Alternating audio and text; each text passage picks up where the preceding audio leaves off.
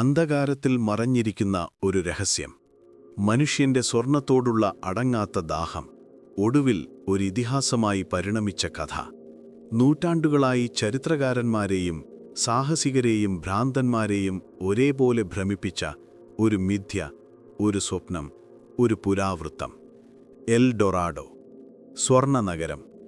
കേവലം വാക്കുകളാണോ ഇത്? അതോ ഭൂമിയുടെ ഏതോ കോണിൽ ഇന്നും അജ്ഞാതമായി കിടക്കുന്ന ഒരു യാഥാർത്ഥ്യമോ? ഈ ചോദ്യം ലോകത്തെ എത്രയോ കാലമായി ഉറക്കം കെടുത്തുന്നു. നിങ്ങളും അതിലൊരാളാണെങ്കിൽ ഈ യാത്ര നിങ്ങളുടേതാണ്. നമ്മുടെ ഈ ചാനലിൽ നമ്മൾ ആഴത്തിലുള്ള ഗവേഷണങ്ങളിലൂടെയും സൂക്ഷ്മമായ വിശകലനങ്ങളിലൂടെയുമാണ് ഓരോ നിഗൂഢതകളെയും സമീപിക്കുന്നത്. എൽ ഡൊറാഡോ എന്ന ഈ ഇതിഹാസത്തിൻ്റെ ഓരോ പാളികളും നമ്മൾ അഴിച്ചെടുക്കാൻ പോവുകയാണ്. അതുകൊണ്ട് നിങ്ങൾ ആദ്യമായിട്ടാണ് ഈ ചാനൽ കാണുന്നതെങ്കിൽ ഇപ്പോൾ തന്നെ സബ്സ്ക്രൈബ് ചെയ്യുക. ഈ വീഡിയോ ഇഷ്ടപ്പെട്ടാൽ ലൈക്ക് ചെയ്യുക. നിങ്ങളുടെ അഭിപ്രായങ്ങളും സംശയങ്ങളും കമന്റ് ബോക്സിൽ രേഖപ്പെടുത്തുക. കാരണം നിങ്ങളുടെ പങ്കാളിത്തമാണ് ഈ അന്വേഷണത്തെ മുന്നോട്ട് നയിക്കുന്നത്. ഒരു മുന്നറിയിപ്പ്: ഈ കഥ കേട്ടുതീരുമ്പോൾ ഒരുപക്ഷേ രാത്രിയിലെ നിങ്ങളുടെ ഉറക്കം നഷ്ടപ്പെട്ടേക്കാം. എൽ ഡൊറാഡോ എന്ന പേര് കേൾക്കുമ്പോൾ നമ്മുടെ മനസ്സിൽ തെളിഞ്ഞുവരുന്നത് സ്വർണം കൊണ്ട് നിർമ്മിച്ച ഒരു നഗരത്തിൻ്റെ ചിത്രമാണ്. തെരുവുകൾ സ്വർണം കൊണ്ട് മൂടിയ, കെട്ടിടങ്ങൾ സ്വർണം കൊണ്ട് മിന്നുന്ന, അമൂല്യരത്നങ്ങളാൽ അലങ്കരിച്ച ഒരു അത്ഭുത ലോകം. പക്ഷേ ഈ സങ്കല്പം എവിടെ നിന്ന് വന്നു? അത് വെറുമൊരു ഭാവനയായിരുന്നോ? അതോ ഒരു യാഥാർത്ഥ്യത്തെ തെറ്റിദ്ധരിച്ചതിൻ്റെ ഫലമായിരുന്നോ? ഈ ചോദ്യങ്ങൾക്കുള്ള ഉത്തരം കണ്ടെത്താൻ നമ്മൾ കാലങ്ങളോളം പിന്നോട്ട് പോകണം. ഏകദേശം 16-ാം നൂറ്റാണ്ടിലേക്ക്, യൂറോപ്യൻ അധിനിവേശത്തിൻ്റെ കാലഘട്ടത്തിലേക്ക്. പുതിയ ലോകം, അതായത് അമേരിക്കൻ ഭൂഖണ്ഡങ്ങൾ യൂറോപ്യന്മാരാൽ കണ്ടെത്തപ്പെട്ട കാലഘട്ടമാണത്. സ്പാനിഷ്, പോർച്ചുഗീസ്, പിന്നീട് ഇംഗ്ലീഷ്, ഫ്രഞ്ച്, ഡച്ച് തുടങ്ങിയ ശക്തികൾ ലോകത്തിൻ്റെ ഓരോ കോണിലേക്കും അവരുടെ സാമ്രാജ്യത്വ മോഹങ്ങളുമായി യാത്ര ചെയ്യുകയായിരുന്നു. ഈ യാത്രകളിൽ അവർക്കൊരു ലക്ഷ്യം മാത്രമേ ഉണ്ടായിരുന്നുള്ളൂ: സമ്പത്ത്. പ്രത്യേകിച്ച് സ്വർണം. സ്വർണം യൂറോപ്യൻ ശക്തികളുടെ സാമ്പത്തിക അടിത്തറയായിരുന്നു. അത് രാജ്യങ്ങളെ കൂടുതൽ ശക്തരാക്കി. അതുകൊണ്ടുതന്നെ എവിടെ സ്വർണമുണ്ടെന്ന് കേട്ടാലും അവർ അവിടേക്ക് പാഞ്ഞെത്തി. ക്രിസ്റ്റഫർ കൊളംബസ് അമേരിക്കയിലെത്തിയതിനു ശേഷമുള്ള ദശകങ്ങളിൽ സ്പാനിഷുകാർ കരീബിയൻ ദ്വീപുകളിലും പിന്നീട് മെക്സിക്കോയിലും പെറുവിലും അവരുടെ സാന്നിധ്യം ഉറപ്പിച്ചു. അസ്റ്റക് സാമ്രാജ്യത്തെയും ഇങ്കാ സാമ്രാജ്യത്തെയും തകർത്തുകൊണ്ട് അവർ അവിടെ നിന്ന് കോടിക്കണക്കിന് സ്വർണവും വെള്ളിയും കൊള്ളയടിച്ചു. ഈ വിജയങ്ങൾ പുതിയ ലോകത്ത് ഇനിയും കണ്ടെത്താത്ത സ്വർണം നിറഞ്ഞ മറ്റു സാമ്രാജ്യങ്ങൾ ഉണ്ടായേക്കാം എന്ന ചിന്ത യൂറോപ്യന്മാരുടെ മനസ്സിൽ വിതച്ചു. ഈ ചിന്താഗതിയാണ് എൽ ഡൊറാഡോ എന്ന മിഥ്യാബോധത്തിന് വളം നൽകിയത്. സ്വർണ്ണ നഗരമെന്ന ആശയം ആദ്യമായി യൂറോപ്യൻ ചെവികളിൽ എത്തുന്നത് തെക്കേ അമേരിക്കൻ ഭൂഖണ്ഡത്തിൽ നിന്നാണ്. കൃത്യമായി പറഞ്ഞാൽ ഇന്നത്തെ കൊളംബിയയുടെ പ്രദേശങ്ങളിൽ നിന്ന്. അവിടെ മുയിസ്ക എന്ന ഒരു തദ്ദേശീയ സമൂഹം ജീവിച്ചിരുന്നു. ആധുനിക കൊളംബിയയുടെ ഉയർന്ന പീഠഭൂമികളിൽ, പ്രത്യേകിച്ച് ബൊഗോട്ടയുടെ സമീപ പ്രദേശങ്ങളിലായിരുന്നു അവരുടെ വാസം. മുയിസ്ക ജനത സങ്കീർണമായ ഒരു സംസ്കാരത്തിനും മികച്ച കരകൗശല വിദ്യകൾക്കും ഉടമകളായിരുന്നു. സ്വർണവും തുണികളും ഉപ്പും മരതകവും അവർക്കിടയിൽ വ്യാപാരത്തിനായി ഉപയോഗിച്ചിരുന്നു. അവർക്ക് സ്വർണത്തോടൊരു പ്രത്യേക ഭക്തിയുണ്ടായിരുന്നു. എന്നാൽ യൂറോപ്യന്മാരുടെ സ്വർണത്തോടുള്ള ദാഹത്തിൽ നിന്ന് വ്യത്യസ്തമായി, മുയിസ്ക ജനതയ്ക്ക് സ്വർണം വെറുമൊരു ലോഹമായിരുന്നില്ല, അതൊരു വിശുദ്ധമായ വസ്തുവായിരുന്നു. മുയിസ്ക സംസ്കാരത്തിൽ സ്വർണം ഒരു അലങ്കാര വസ്തുവെന്നതിലുപരി അവരുടെ മതപരമായ ആചാരങ്ങളുമായി അഗാധമായി ബന്ധപ്പെട്ടിരുന്നു. അവർ സ്വർണം കൊണ്ട് മനോഹരമായ ആഭരണങ്ങൾ, പ്രതിമകൾ, ആചാരപരമായ വസ്തുക്കൾ എന്നിവ നിർമ്മിച്ചു. തുമ്പാക എന്നറിയപ്പെടുന്ന സ്വർണത്തിൻ്റെയും ചെമ്പിൻ്റെയും ഒരു സങ്കര ലോഹം ഉപയോഗിച്ചായിരുന്നു അവരുടെ മിക്ക കരകൗശല വസ്തുക്കളും നിർമ്മിച്ചിരുന്നത്. ഇത് തിളക്കമുള്ളതും എന്നാൽ സ്വർണത്തിൻ്റെ മൃദുലത നിലനിർത്തുന്നതുമായിരുന്നു. ഈ സ്വർണ വസ്തുക്കൾ അവർക്ക് അവരുടെ ദേവന്മാരുമായി ബന്ധപ്പെടാനുള്ള ഒരു മാധ്യമമായിരുന്നു. മുയിസ്ക ജനതയുടെ ഏറ്റവും പ്രധാനപ്പെട്ട ഒരു ആചാരമായിരുന്നു പുതിയ ഗോത്രതലവനെ തിരഞ്ഞെടുക്കുമ്പോൾ നടക്കുന്ന ഒരു ചടങ്ങ്. ഇന്നത്തെ കൊളംബിയയിലെ ടൂൻചയ്ക്ക് സമീപമുള്ള ലാഗുന ഡെ ഗ്വാറ്റാവിട്ട എന്ന ഒരു തടാകത്തിൻ്റെ പ്രാന്തപ്രദേശങ്ങളിലായിരുന്നു ഈ ചടങ്ങ് നടന്നിരുന്നത്. ഈ തടാകം മുയിസ്ക ജനതയ്ക്ക് ഒരു വിശുദ്ധ സ്ഥലമായിരുന്നു. അവരുടെ വിശ്വാസപ്രകാരം ഈ തടാകത്തിലൊരു ദേവത വസിച്ചിരുന്നു. പുതിയ ഗോത്രതലവൻ അധികാരമേൽക്കുന്ന ചടങ്ങ് അവിശ്വസനീയമായ മനോഹരവും എന്നാൽ നിഗൂഢവുമായിരുന്നു. ചടങ്ങിനു മുന്നോടിയായി പുതിയ തലവന്റെ ശരീരം സ്വർണ്ണപ്പൊടികൊണ്ട് പൂർണ്ണമായും പൂശിയിരുന്നു. തല മുതൽ കാലുവരെ തിളങ്ങുന്ന സ്വർണ്ണത്തിൽ പൊതിഞ്ഞ ഒരു മനുഷ്യരൂപം.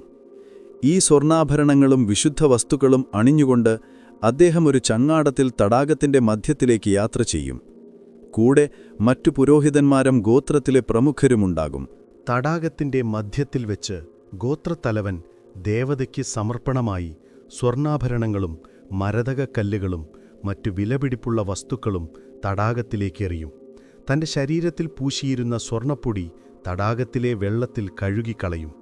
ഈ ചടങ്ങ് തങ്ങളുടെ ദേവതയെ പ്രസാദിപ്പിക്കാനും ഗോത്രത്തിന് സമൃദ്ധിയും നല്ല വിളവും ഉറപ്പാക്കാനും വേണ്ടിയായിരുന്നു. ഈ സ്വർണ്ണമനുഷ്യനെ സ്പാനിഷുകാർ എൽ ഹോംബ്രെ ഡോറാഡോ എന്ന് വിളിച്ചു, അതായത് സ്വർണ്ണമനുഷ്യൻ.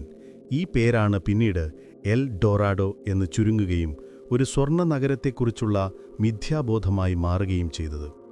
ഈ ചടങ്ങിനെക്കുറിച്ചുള്ള ആദ്യകാല വിവരങ്ങൾ സ്പാനിഷ് ചെവികളിലേക്ക് എത്തുന്നത് 1530കളിലാണ്. സെബാസ്റ്റ്യൻ ഡെ ബെനാൽക്കാസർ എന്ന സ്പാനിഷ് കോൺക്വിസ്റ്റഡോർ ഇന്നത്തെ ഇക്വഡോറിൽ നിന്ന് കിഴക്കൻ പീഠഭൂമികളിലേക്ക് യാത്ര ചെയ്യുകയായിരുന്നു. അവിടത്തെ തദ്ദേശീയരായ ആളുകളിൽ നിന്ന് അദ്ദേഹം സ്വർണം പൂശിയ മനുഷ്യനെക്കുറിച്ചും സ്വർണം തടാകത്തിലേക്കെറിയുന്ന ആചാരത്തെക്കുറിച്ചും കേട്ടു.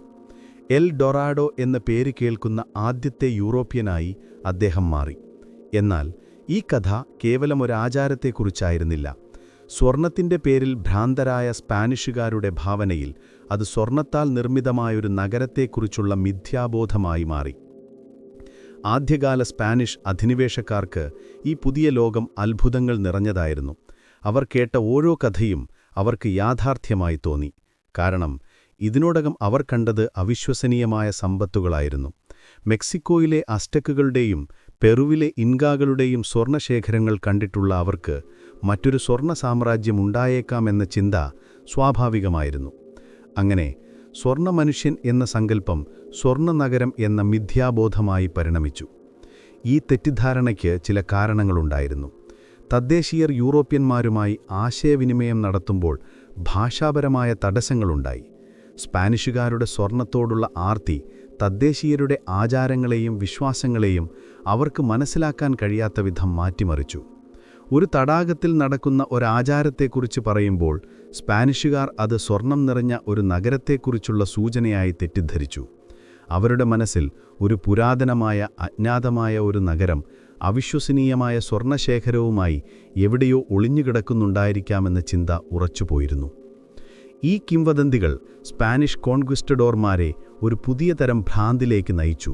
പലരും തങ്ങളുടെ ജീവിതവും സമ്പത്തും ഹോമിച്ച് ഈ സ്വർണ്ണനഗരം തേടി യാത്ര തുടങ്ങി. കാരണം ഈ നഗരം കണ്ടെത്തിയാൽ ജീവിതകാലം മുഴുവൻ അനുഭവിക്കാനുള്ള സമ്പത്ത് ലഭിക്കുമെന്നും ലോകത്തിലെ ഏറ്റവും ധനികനായ മനുഷ്യനായി മാറാമെന്നും അവർ വിശ്വസിച്ചു. ഈ മോഹം അവരെ അതിസാഹസികമായ യാത്രകളിലേക്ക് നയിച്ചു. കൊടും വനങ്ങളിലൂടെയും ദുർഘമായ മലനിരകളിലൂടെയും കൊടും ചൂടിലൂടെയും തണുപ്പിലൂടെയും അവർ നടന്നു. രോഗങ്ങൾ, വിശപ്പ്, വന്യമൃഗങ്ങൾ, ശത്രുഗോത്രങ്ങൾ ഇവയെല്ലാം അവരെ കാത്തിരുന്നിട്ടുണ്ടായിരുന്നു. പക്ഷേ സ്വർണത്തോടുള്ള ദാഹത്തിനു മുന്നിൽ ഇതൊന്നും ഒരു തടസ്സമായിരുന്നില്ല. എൽഡൊരാഡോ വെറുമൊരു കഥയിൽ നിന്ന് ഒരു സാമ്പത്തിക ഭാവനയായി, ഒരു രാഷ്ട്രീയ ഉപകരണമായി മാറാൻ തുടങ്ങി. പുതിയ പ്രദേശങ്ങൾ പിടിച്ചെടുക്കാനും കോളനികൾ സ്ഥാപിക്കാനും അധിനിവേശങ്ങൾ നടത്താനും സ്പാനിഷുകാർക്ക് ഒരു പുതിയ ന്യായീകരണം ലഭിച്ചു. എൽഡൊറാഡോയിൻ്റെ പേരിൽ നിരവധി അധിനിവേശങ്ങളും തദ്ദേശീയ ജനതയുടെ കൂട്ടക്കൊലകളും നടന്നു. മനുഷ്യരാശിയുടെ ചരിത്രത്തിലെ ഏറ്റവും ക്രൂരമായ അധ്യായങ്ങളിലൊന്നായി ഇത് മാറി. ഒരു സ്വർണ്ണമനുഷ്യനിൽ നിന്ന് ഒരു സ്വർണ്ണ നഗരത്തിലേക്കുള്ള ഈ രൂപാന്തരം കേവലം ഒരു തെറ്റിദ്ധാരണയായിരുന്നില്ല, മറിച്ച് മനുഷ്യന്റെ ആർത്തിയുടെയും അധികാരമോഹത്തിൻ്റെയും അജ്ഞതയുടെയും ഒരു വലിയ പ്രതീകമായിരുന്നു. ഈ മിഥ്യാബോധം യൂറോപ്യൻ ശക്തികളെ തെക്കേ അമേരിക്കയുടെ ഹൃദയഭാഗങ്ങളിലേക്കെത്തിച്ചു. പുതിയ നദികളും പുതിയ വനങ്ങളും പുതിയ സംസ്കാരങ്ങളും അവർ കണ്ടെത്തി. പക്ഷേ അവർ തേടിയ ആ സ്വർണ്ണനഗരം ഒരു മിഥ്യയായി തുടരുകയായിരുന്നു. ഈ അന്വേഷണങ്ങൾ അവരെ എവിടേക്കാണ് എത്തിച്ചത്? ആരായിരുന്നു ഈ യാത്രകളിൽ പങ്കെടുത്ത ആദ്യകാല സ്വർണ്ണദാഹികൾ? അവരുടെ കണ്ടുപിടുത്തങ്ങൾ എന്തായിരുന്നു? എൽ ഡൊറാഡോയെക്കുറിച്ചുള്ള കിംവദന്തികൾ യൂറോപ്പിലെത്തിത്തുടങ്ങിയപ്പോൾ നിരവധി സാഹസികർ അതിനെ തേടി പുതിയ ലോകത്തിലേക്ക് പുറപ്പെട്ടു. സ്പാനിഷ് അധിനിവേശകർക്കിടയിൽ ഈ സ്വർണ്ണനഗരം ഒരു തരം ഭ്രാന്തായി പടർന്നു പിടിച്ചു. അതിൽ പ്രമുഖരായ 3 പേരാണ് എൽ ഡൊറാഡോയുടെ ആദ്യകാല അന്വേഷകരിൽ ഉൾപ്പെടുന്നത് സെബാസ്റ്റ്യൻ ഡെ ബെനാൽകാസർ, ഗൊൺസാലോ ജിമനസ് ഡെ കൊസാഡ, നിക്കോലാസ് ഫെഡർമാൻ എന്നിവർ. മൂവരും ഒരേ സമയം ഇന്നത്തെ കൊളംബിയയുടെ വ്യത്യസ്ത ഭാഗങ്ങളിൽ നിന്ന് എൽ ഡൊറാഡോ തേടി യാത്രയാരംഭിച്ചു. ഇതൊരു തരം മത്സരം കൂടിയായിരുന്നു. ആരാദ്യം സ്വർണ്ണനഗരം കണ്ടെത്തുന്നു എന്നതിനെ ആശ്രയിച്ചിരുന്നു അവരുടെ ഭാവി. ആദ്യം നമുക്ക് സെബാസ്റ്റ്യൻ ഡെ ബെനാൽകാസറിനെക്കുറിച്ച് നോക്കാം. 1530കളുടെ തുടക്കത്തിൽ ഇന്നത്തെ ഇക്വഡോറിന്റെ ഭാഗമായ ക്വിറ്റോയിൽ നിന്ന് ബെനാൽകാസർ എൽ ഡൊറാഡോയെക്കുറിച്ചുള്ള ആദ്യ സൂചനകൾ കേട്ടു. അവിടെയുള്ള തദ്ദേശീയരിൽ നിന്നാണ് സ്വർണ്ണ മനുഷ്യനെക്കുറിച്ചും കിഴക്കൻ മലനിരകളിൽ മറഞ്ഞിരിക്കുന്ന സമ്പന്നമായൊരു രാജ്യത്തെക്കുറിച്ചുമുള്ള കഥകൾ അദ്ദേഹം അറിയുന്നത്. ഈ വിവരങ്ങൾ അദ്ദേഹത്തെ കിഴക്കൻ ദിശയിലേക്ക്, അതായത് ഇന്നത്തെ കൊളംബിയൻ അതിർത്തിയിലേക്ക് നയിച്ചു. 1535-ൽ അദ്ദേഹം തന്റെ സൈന്യവുമായി യാത്ര തുടങ്ങി. മലനിരകളിലൂടെയും വനങ്ങളിലൂടെയുമുള്ള ഈ യാത്ര ദുർഘടമായിരുന്നു. വിശപ്പും രോഗങ്ങളും അദ്ദേഹത്തിന്റെ സൈന്യത്തെ തളർത്തി. പക്ഷേ സ്വർണ്ണത്തോടുള്ള മോഹം അവരെ മുന്നോട്ടു നയിച്ചു. ബെനാൽകാസർക്ക് മുയിസ്ക ഭൂപ്രദേശത്തേക്ക് എത്താൻ കഴിഞ്ഞില്ല. പക്ഷേ അദ്ദേഹത്തിന്റെ യാത്ര എൽ ഡൊറാഡോയുടെ അന്വേഷണത്തിന് ഒരു തുടക്കമിട്ടു. അടുത്തതായി ഗൊൺസാലോ ജിമനസ് ഡെ കൊസാഡയെക്കുറിച്ച്. സ്പാനിഷ് കോൺക്വിസ്റ്റഡോർമാരിൽ ഏറ്റവും മിടുക്കനും വിദ്യാസമ്പന്നനുമായ ഒരാളായിരുന്നു കൊസാഡ. 1536-ൽ അദ്ദേഹം സാന്റാ മാർത്തയിൽ നിന്ന്, ഇന്നത്തെ കൊളംബിയയുടെ വടക്കൻ തീരപ്രദേശത്ത് നിന്ന് ഒരു വലിയ സൈന്യവുമായി യാത്ര തുടങ്ങി. മാഗ്ദലീന നദിയിലൂടെയുള്ള ഈ യാത്ര അതിസാഹസികമായിരുന്നു. ചതുപ്പുകൾ, കൊടും വനങ്ങളിലെ വന്യജീവികൾ, തദ്ദേശീയരായ ഗോത്രവർഗക്കാരുമായുള്ള ഏറ്റുമുട്ടലുകൾ എല്ലാം അവർക്ക് വലിയ വെല്ലുവിളിയായി. കൊസാഡയുടെ സൈന്യത്തിലെ ഭൂരിഭാഗം പേരും രോഗങ്ങൾ കൊണ്ടും പട്ടിണി കൊണ്ടും മരണപ്പെട്ടു. പക്ഷേ കൊസാഡയും അദ്ദേഹത്തിന്റെ അവശേഷിച്ച സൈന്യവും മുന്നോട്ടുപോയി. നീണ്ട യാത്രകൾക്കൊടുവിൽ 1537-ൽ കൊസാഡ മുയിസ്ക ജനതയുടെ ഹൃദയഭാഗത്തെത്തിച്ചേർന്നു. ഇന്നത്തെ ബൊഗോട്ടയുടെ സമീപ പ്രദേശങ്ങളായിരുന്നു അത്. അവിടത്തെ മുയിസ്ക ഗ്രാമങ്ങൾ കൊസാഡയെ അത്ഭുതപ്പെടുത്തി. അവർക്ക് സങ്കീർണമായ ഒരു സാമൂഹിക ഘടനയും സമ്പന്നമായ ഒരു സംസ്കാരവുമുണ്ടായിരുന്നു. സ്വർണം കൊണ്ട് നിർമ്മിച്ച നിരവധി കരകൗശല വസ്തുക്കൾ അവിടെ നിന്ന് കണ്ടെത്തി. കൊസാഡയുടെ സൈന്യം ഏകദേശം 15,000 കിലോഗ്രാം സ്വർണവും 2,000 കിലോഗ്രാം വെള്ളിയും നിരവധി മരതക കല്ലുകളും കൊള്ളയടിച്ചു. ഇതൊരു വലിയ സമ്പത്തായിരുന്നു. ഈ സ്വർണ്ണാഭരണങ്ങൾ മുയിസ്ക ജനതയുടെ ആരാധനാലയങ്ങളിൽ നിന്നും ശ്മശാനങ്ങളിൽ നിന്നുമാണ് ലഭിച്ചത്. ഈ കണ്ടെത്തലുകൾ കൊസാഡയെ കൂടുതൽ വിശ്വസിപ്പിച്ചു താൻ എൽ ഡൊറാഡോയുടെ അടുത്താണെന്ന്. കൊസാഡ മുയിസ്ക രാജ്യത്തിന്റെ തലസ്ഥാനമായ ബക്കാത്തായിൽ സാന്റാഫേ ഡെ ബൊഗോട്ട എന്ന പുതിയ നഗരം സ്ഥാപിച്ചു. മുയിസ്ക ജനതയെ അദ്ദേഹം സ്പാനിഷ് ഭരണത്തിന് കീഴിലാക്കി. എന്നാൽ കൊസാഡയ്ക്ക് എൽ ഡൊറാഡോ എന്ന സ്വർണ്ണ നഗരം കണ്ടെത്താൻ കഴിഞ്ഞില്ല. ഒരു നഗരമായിരുന്നില്ല അവർ കണ്ടത്, മറിച്ച് ഒരു ജനതയുടെ സംസ്കാരവും സ്വർണ്ണത്തോടുള്ള അവരുടെ വിശ്വാസവുമാണ്. എന്നിട്ടും കൊസാഡ സ്വർണ്ണ നഗരം എവിടെയോ ഒളിഞ്ഞുകിടക്കുന്നുണ്ടെന്ന് വിശ്വസിച്ചു. അദ്ദേഹം മുയിസ്കാക്കാരിൽ നിന്ന് ഈ സ്വർണ്ണ മനുഷ്യനെക്കുറിച്ചുള്ള ആചാരത്തെക്കുറിച്ച് കൂടുതൽ വിവരങ്ങൾ ശേഖരിച്ചു. താടകത്തിലെ ചടങ്ങിനെക്കുറിച്ചും ദേവതയ്ക്ക് സമർപ്പിക്കുന്ന സ്വർണ്ണത്തെക്കുറിച്ചുമെല്ലാം അദ്ദേഹം മനസ്സിലാക്കി. പക്ഷേ സ്വർണ്ണ നഗരമെന്ന അദ്ദേഹത്തിന്റെ മോഹം അപ്പോഴും ബാക്കിയായി. മൂന്നാമത്തെ പര്യവേക്ഷകനായിരുന്നു നിക്കോളാസ് ഫെഡർമാൻ. ജർമ്മൻ വംശജനായി ഇദ്ദേഹം വെനിസ്വേലയിൽ നിന്ന് എൽ ഡൊറാഡോ തേടി യാത്ര തുടങ്ങി. 1530കളുടെ തുടക്കത്തിൽ അദ്ദേഹം ഓറിനോക്കോ നദിയിലൂടെയും കിഴക്കൻ സമതലങ്ങളിലൂടെയും യാത്ര ചെയ്തു. ഈ യാത്രയും വളരെ അപകടകരമായിരുന്നു. മലമ്പനിയും വന്യമൃഗങ്ങളും തദ്ദേശീയരുടെ ആക്രമണങ്ങളും അദ്ദേഹത്തിന്റെ സൈന്യത്തെ വലിയ നാശനഷ്ടങ്ങളുണ്ടാക്കി. എന്നാൽ ഫെഡർമാനും കൊസാഡയെപ്പോലെ മുയിസ്ക പ്രദേശത്തേക്ക് എത്തിച്ചേർന്നു. 1539-ൽ 3 പര്യവേക്ഷകരും ഏകദേശം ഒരേ സമയം ഇന്നത്തെ ബൊഗോട്ടയുടെ സമീപ പ്രദേശങ്ങളിൽ കണ്ടുമുട്ടി. ഇത് ചരിത്രത്തിലെ ഒരു അപൂർവ നിമിഷമായിരുന്നു. 3 കോൺക്വിസ്റ്റഡോർമാരും 3 വ്യത്യസ്ത ദിശകളിൽ നിന്ന് ഒരേ ലക്ഷ്യത്തിനായി ഒടുവിൽ ഒരിടത്ത് കണ്ടുമുട്ടുന്നു. ഈ 3 പര്യവേഷകരുടെയും കണ്ടുമുട്ടൽ എൽഡൊറാഡോയുടെ കഥയെ കൂടുതൽ സങ്കീർണമാക്കി. 3 പേർക്കും താനാണ് സ്വർണ്ണനഗരം കണ്ടെത്തിയതെന്ന് അവകാശവാദമുണ്ടായിരുന്നു. സ്പാനിഷ് ഭരണകൂടത്തിന്റെ അനുമതിയില്ലാതെയാണ് ക്വസാഡ മുയിസ്ക പ്രദേശം പിടിച്ചടക്കിയത്. ഇത് ഒരു വലിയ നിയമപ്രശ്നമായി മാറി. ഒടുവിൽ 3 പേരും തങ്ങളുടെ അവകാശവാദങ്ങൾ ഉന്നയിക്കാൻ സ്പെയിനിലേക്ക് മടങ്ങി. അവരുടെ ഈ യാത്രകൾ എൽഡൊറാഡോ എന്ന മിഥ്യാബോധത്തെ യൂറോപ്പിൽ കൂടുതൽ പ്രചരിപ്പിക്കാൻ സഹായിച്ചു. ഈ ആദ്യകാല അന്വേഷണങ്ങൾ എൽഡൊറാഡോയുടെ കഥയെ എങ്ങനെയാണ് തെറ്റിദ്ധരിപ്പിച്ചതെന്ന് നോക്കാം. മുയിസ്ക ജനതയുടെ ആചാരത്തിൽ ഗോത്രത്തലവൻ സ്വർണ്ണപ്പൊടി പൂശിയിരുന്നു. ഇത് വെറുമൊരു മതപരമായ ചടങ്ങായിരുന്നു. സ്വർണം തടാകത്തിലേക്ക് എറിഞ്ഞിരുന്നത് ദേവതയെ പ്രസാദിപ്പിക്കാനായിരുന്നു. എന്നാൽ സ്പാനിഷ് കോൺക്വിസ്റ്റഡോർമാർക്ക് ഈ ആചാരം ഒരു സ്വർണ്ണനഗരത്തിന്റെ സൂചനയായി തോന്നി.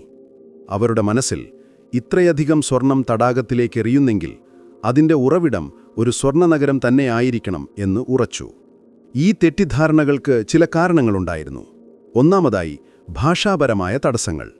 തദ്ദേശീയരുടെ ഭാഷയും സംസ്കാരവും സ്പാനിഷുകാർക്ക് മനസ്സിലാക്കാൻ കഴിഞ്ഞില്ല. രണ്ടാമതായി, സ്വർണത്തോടുള്ള അവരുടെ അടങ്ങാത്ത ആർത്തി. അവർക്ക് സ്വർണം നിറഞ്ഞ ഒരു നഗരത്തെക്കുറിച്ച് കേൾക്കാൻ മാത്രമേ താൽപ്പര്യമുണ്ടായിരുന്നുള്ളൂ. മൂന്നാമതായി, അവർ കണ്ട മുയിസ്ക സ്വർണ്ണാഭരണങ്ങൾ. ഈ സ്വർണ്ണവസ്തുക്കൾ കണ്ടപ്പോൾ സ്വർണ്ണനഗരം ഒരു യാഥാർത്ഥ്യമാണെന്ന് അവർക്ക് തോന്നി. നാലാമതായി, തദ്ദേശീയരിൽ നിന്ന് ലഭിച്ച വിവരങ്ങളിൽ അവരുടേതായ വ്യാഖ്യാനങ്ങൾ കൂട്ടിച്ചേർത്തു.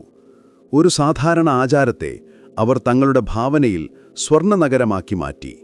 അങ്ങനെ സ്വർണ്ണമനുഷ്യൻ എന്നതിനെക്കുറിച്ചുള്ള കേവലം ഒരു കഥ സ്വർണ്ണനഗരം എന്ന ഒരു ഭീമാകാരമായ മിഥ്യാബോധമായി പരിണമിച്ചു.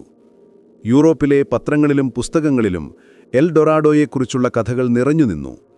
ഓരോ കഥയും അതിശയകരവും കൂടുതൽ സ്വർണ്ണനഗരത്തെക്കുറിച്ചുള്ള വാഗ്ദാനങ്ങളും നൽകി. സ്വർണ്ണനഗരം എവിടെയോ അമസോൺ കാടുകളിലോ കൊടും മലകളിലോ ഒളിഞ്ഞുകിടക്കുന്നുണ്ടാവാമെന്ന് യൂറോപ്യൻ ജനങ്ങൾ വിശ്വസിച്ചു.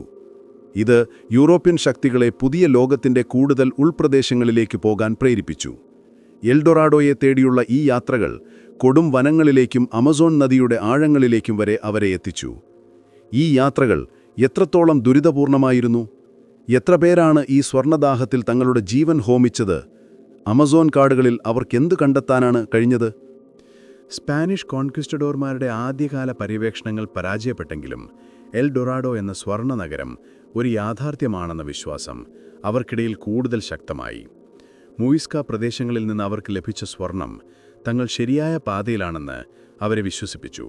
പക്ഷേ അവർ തേടിയ സ്വർണ്ണനഗരം അവിടെ ഇല്ലെന്ന് മനസ്സിലായപ്പോൾ അവരുടെ നോട്ടം കൂടുതൽ കിഴക്കൻ പ്രദേശങ്ങളിലേക്ക്, അതായത് ആമസോൺ കാടുകളിലേക്ക് നീണ്ടു. ഈ കാടുകൾ അക്കാലത്ത് യൂറോപ്യന്മാർക്ക് തികച്ചും അജ്ഞാതമായിരുന്നു.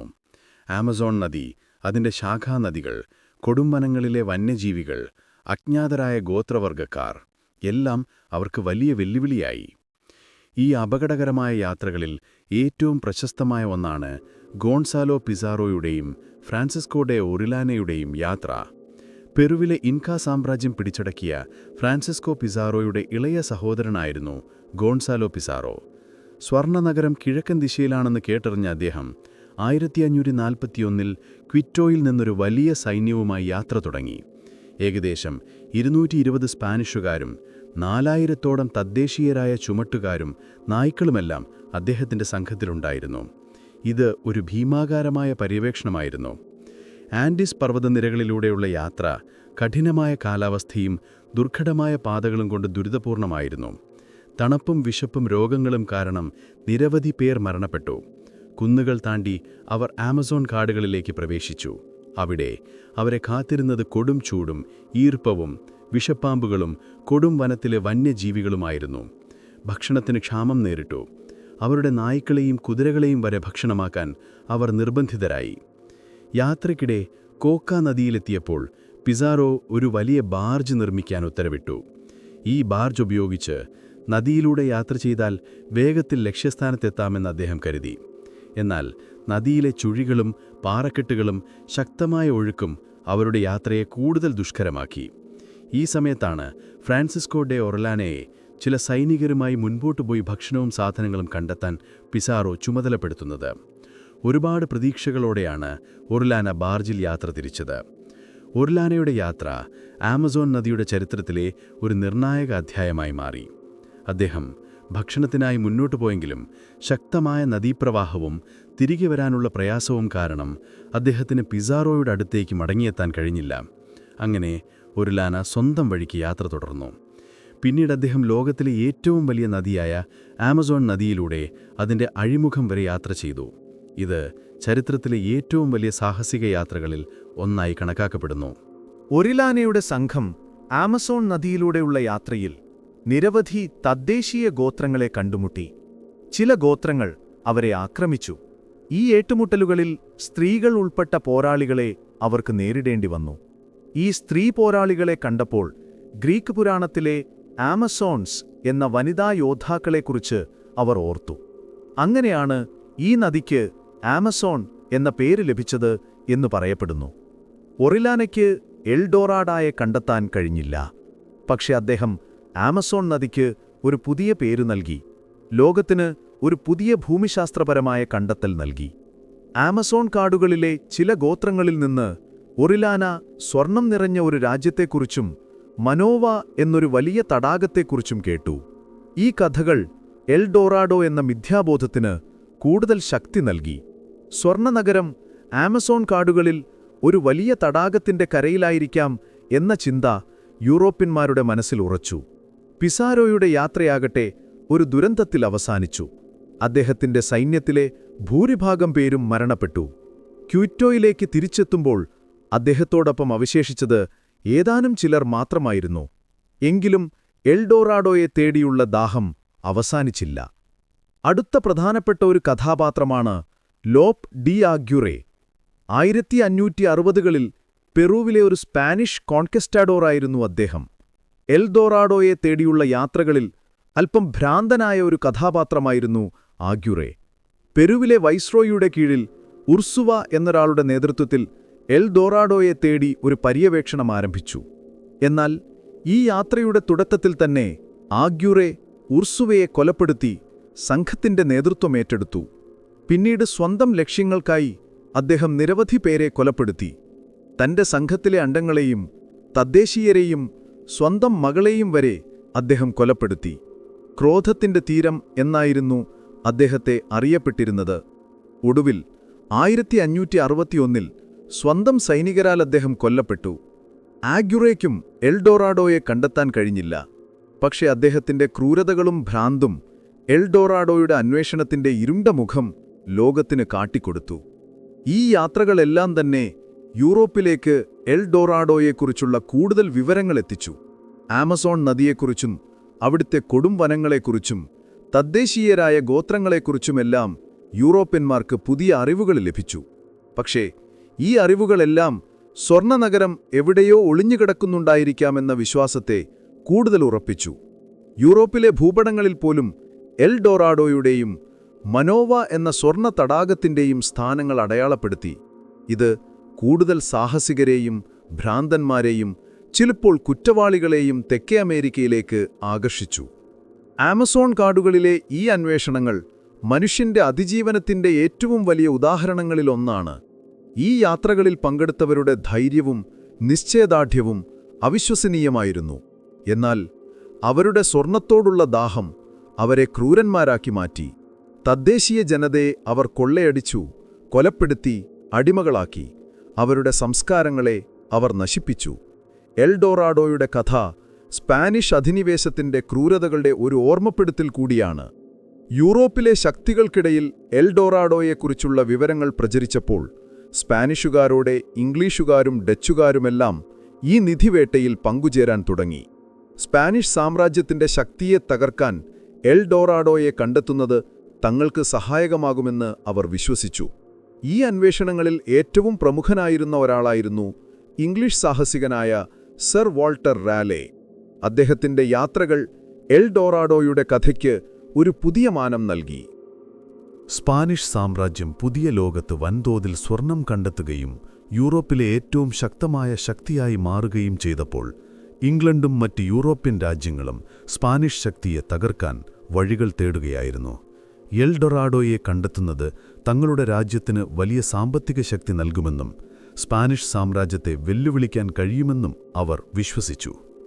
ഈ സാഹചര്യത്തിലാണ് സർ വാൾട്ടർ റാലെ എന്ന പ്രശസ്തനായ ഇംഗ്ലീഷ് പര്യവേഷകൻ എൽഡോറാഡോയുടെ അന്വേഷണത്തിലേക്ക് കടന്നുവരുന്നത്. റാലെ ഒരു കവിയും എഴുത്തുകാരനും കോർട്ടംഗവും സാഹസികനുമൊക്കെയായിരുന്നു. എലിസബത്ത് രാജ്ഞിയുടെ പ്രിയപ്പെട്ടവരിലൊരാളായിരുന്ന അദ്ദേഹത്തിന് പുതിയ ലോകത്ത് തനിക്കായൊരു സ്ഥാനം കണ്ടെത്തണമെന്ന് ആഗ്രഹമുണ്ടായിരുന്നു. റാലെയ്ക്ക് എൽഡൊറാഡോയെക്കുറിച്ച് കേട്ടറിഞ്ഞപ്പോൾ സ്പാനിഷുകാർ കണ്ടെത്താൻ ശ്രമിച്ച സ്വർണ്ണ നഗരം ഒരു യാഥാർത്ഥ്യമാണെന്ന് അദ്ദേഹത്തിന് ഉറപ്പായി. സ്പാനിഷുകാർ വടക്കൻ തെക്കേ അമേരിക്കയിൽ മാത്രം ശ്രദ്ധ കേന്ദ്രീകരിച്ചപ്പോൾ റാലെയുടെ നോട്ടം ഇന്നത്തെ ഗയാനയുടെ ഉൾപ്രദേശങ്ങളിലേക്കായിരുന്നു. ഓറിനോക്കോ നദിയുടെ തീരത്തുള്ള മനോവ എന്ന സ്വർണ്ണ നഗരത്തെക്കുറിച്ചാണ് അദ്ദേഹം കേട്ടറിഞ്ഞത്.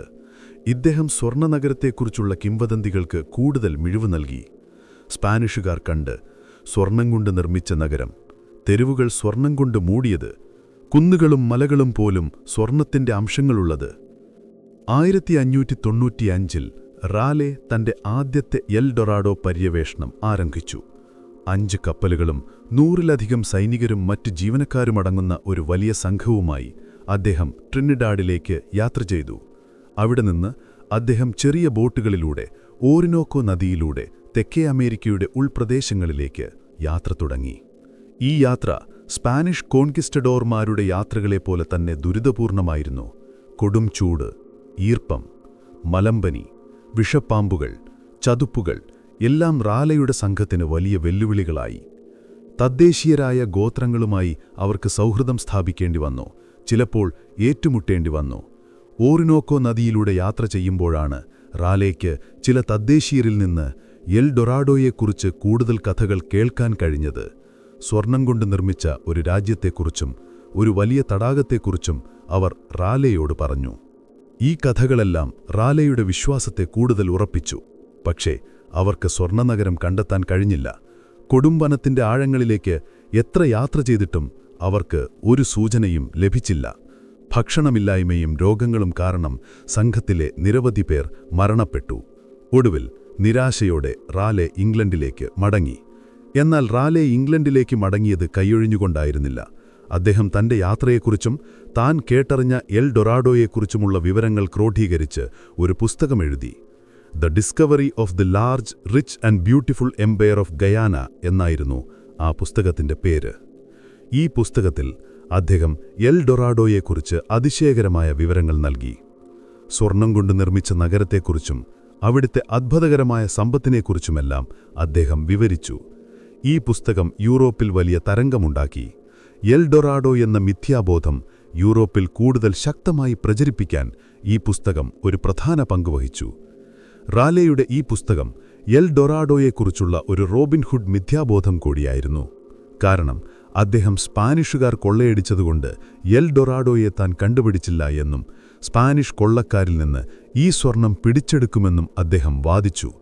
ഇംഗ്ലീഷ് രാജ്ഞിക്ക് ഈ സ്വർണം സമർപ്പിക്കുമെന്ന് അദ്ദേഹം പ്രഖ്യാപിച്ചു. ഇത് ഇംഗ്ലണ്ടിന് വലിയ പ്രചോദനമായി. സ്പാനിഷ് സാമ്രാജ്യത്തെ തകർക്കാൻ എൽഡൊറാഡോയെ കണ്ടെത്തുന്നത് ഒരു പ്രധാന വഴിയായി അവർ കണ്ടു. റാലെയുടെ ആദ്യ യാത്രയ്ക്ക് ശേഷം വർഷങ്ങൾ കഴിഞ്ഞു. എലിസബത്ത് രാജ്ഞിയുടെ മരണശേഷം ജെയിംസ് ഒന്നാമൻ രാജാവ് അധികാരത്തിൽ വന്നു. റാലെയ്ക്ക് രാജാവിനോടുള്ള അടുപ്പം കുറഞ്ഞു. സ്പെയിനുമായി സമാധാനം സ്ഥാപിക്കാൻ ശ്രമിച്ച ജെയിംസ് രാജാവിന് റാലെയുടെ സ്വർണ്ണ നഗരത്തെക്കുറിച്ചുള്ള മോഹങ്ങൾ ഇഷ്ടപ്പെട്ടില്ല. റാലെയു രാജദ്രോഹക്കുറ്റം ചുമത്തി ജയിലിലടച്ചു. ഏകദേശം 13 വർഷത്തോളം അദ്ദേഹം ജയിലിൽ കഴിഞ്ഞു. എന്നാൽ എൽഡൊറാഡോയെക്കുറിച്ചുള്ള അദ്ദേഹത്തിന്റെ വിശ്വാസം അവസാനിച്ചിരുന്നില്ല. ഒടുവിൽ 1617 ജെയിംസ് ഒന്നാമൻ രാജാവ് റാലെയെ ഒരു അവസാനത്തെ അവസരം നൽകി ജയിൽ മോചിതനാക്കി. സ്വർണ്ണനഗരം കണ്ടെത്തുക എന്നതായിരുന്നു അദ്ദേഹത്തിന്റെ ദൗത്യം. റാലെ തന്റെ മകൻ വാൾട്ടർ ഉൾപ്പെടെയുള്ള ഒരു വലിയ സംഘവുമായി വീണ്ടും തെക്കേ അമേരിക്കയിലേക്ക് യാത്ര തിരിച്ചു. ഇത്തവണയും അദ്ദേഹം ഒരിനോക്കോ നദിയിലൂടെ ഗയാനയുടെ ഉൾപ്രദേശങ്ങളിലേക്ക് യാത്ര ചെയ്തു. എന്നാൽ ഈ യാത്രയും ഒരു ദുരന്തത്തിലായിരുന്നു അവസാനിച്ചത്. റാലെയുടെ മകൻ വാൾട്ടർ ഒരിനോക്കോ നദിയിലൂടെയുള്ളൊരു ആക്രമണത്തിൽ സ്പാനിഷുകാരുമായി ഏറ്റുമുട്ടുകയും കൊല്ലപ്പെടുകയും ചെയ്തു. റാലെയ്ക്ക് വലിയ ദുഃഖമുണ്ടായി. അദ്ദേഹത്തിന്റെ യാത്രകൾ പരാജയപ്പെട്ടു. സ്വർണ്ണനഗരം കണ്ടെത്താൻ അദ്ദേഹത്തിന് കഴിഞ്ഞില്ല.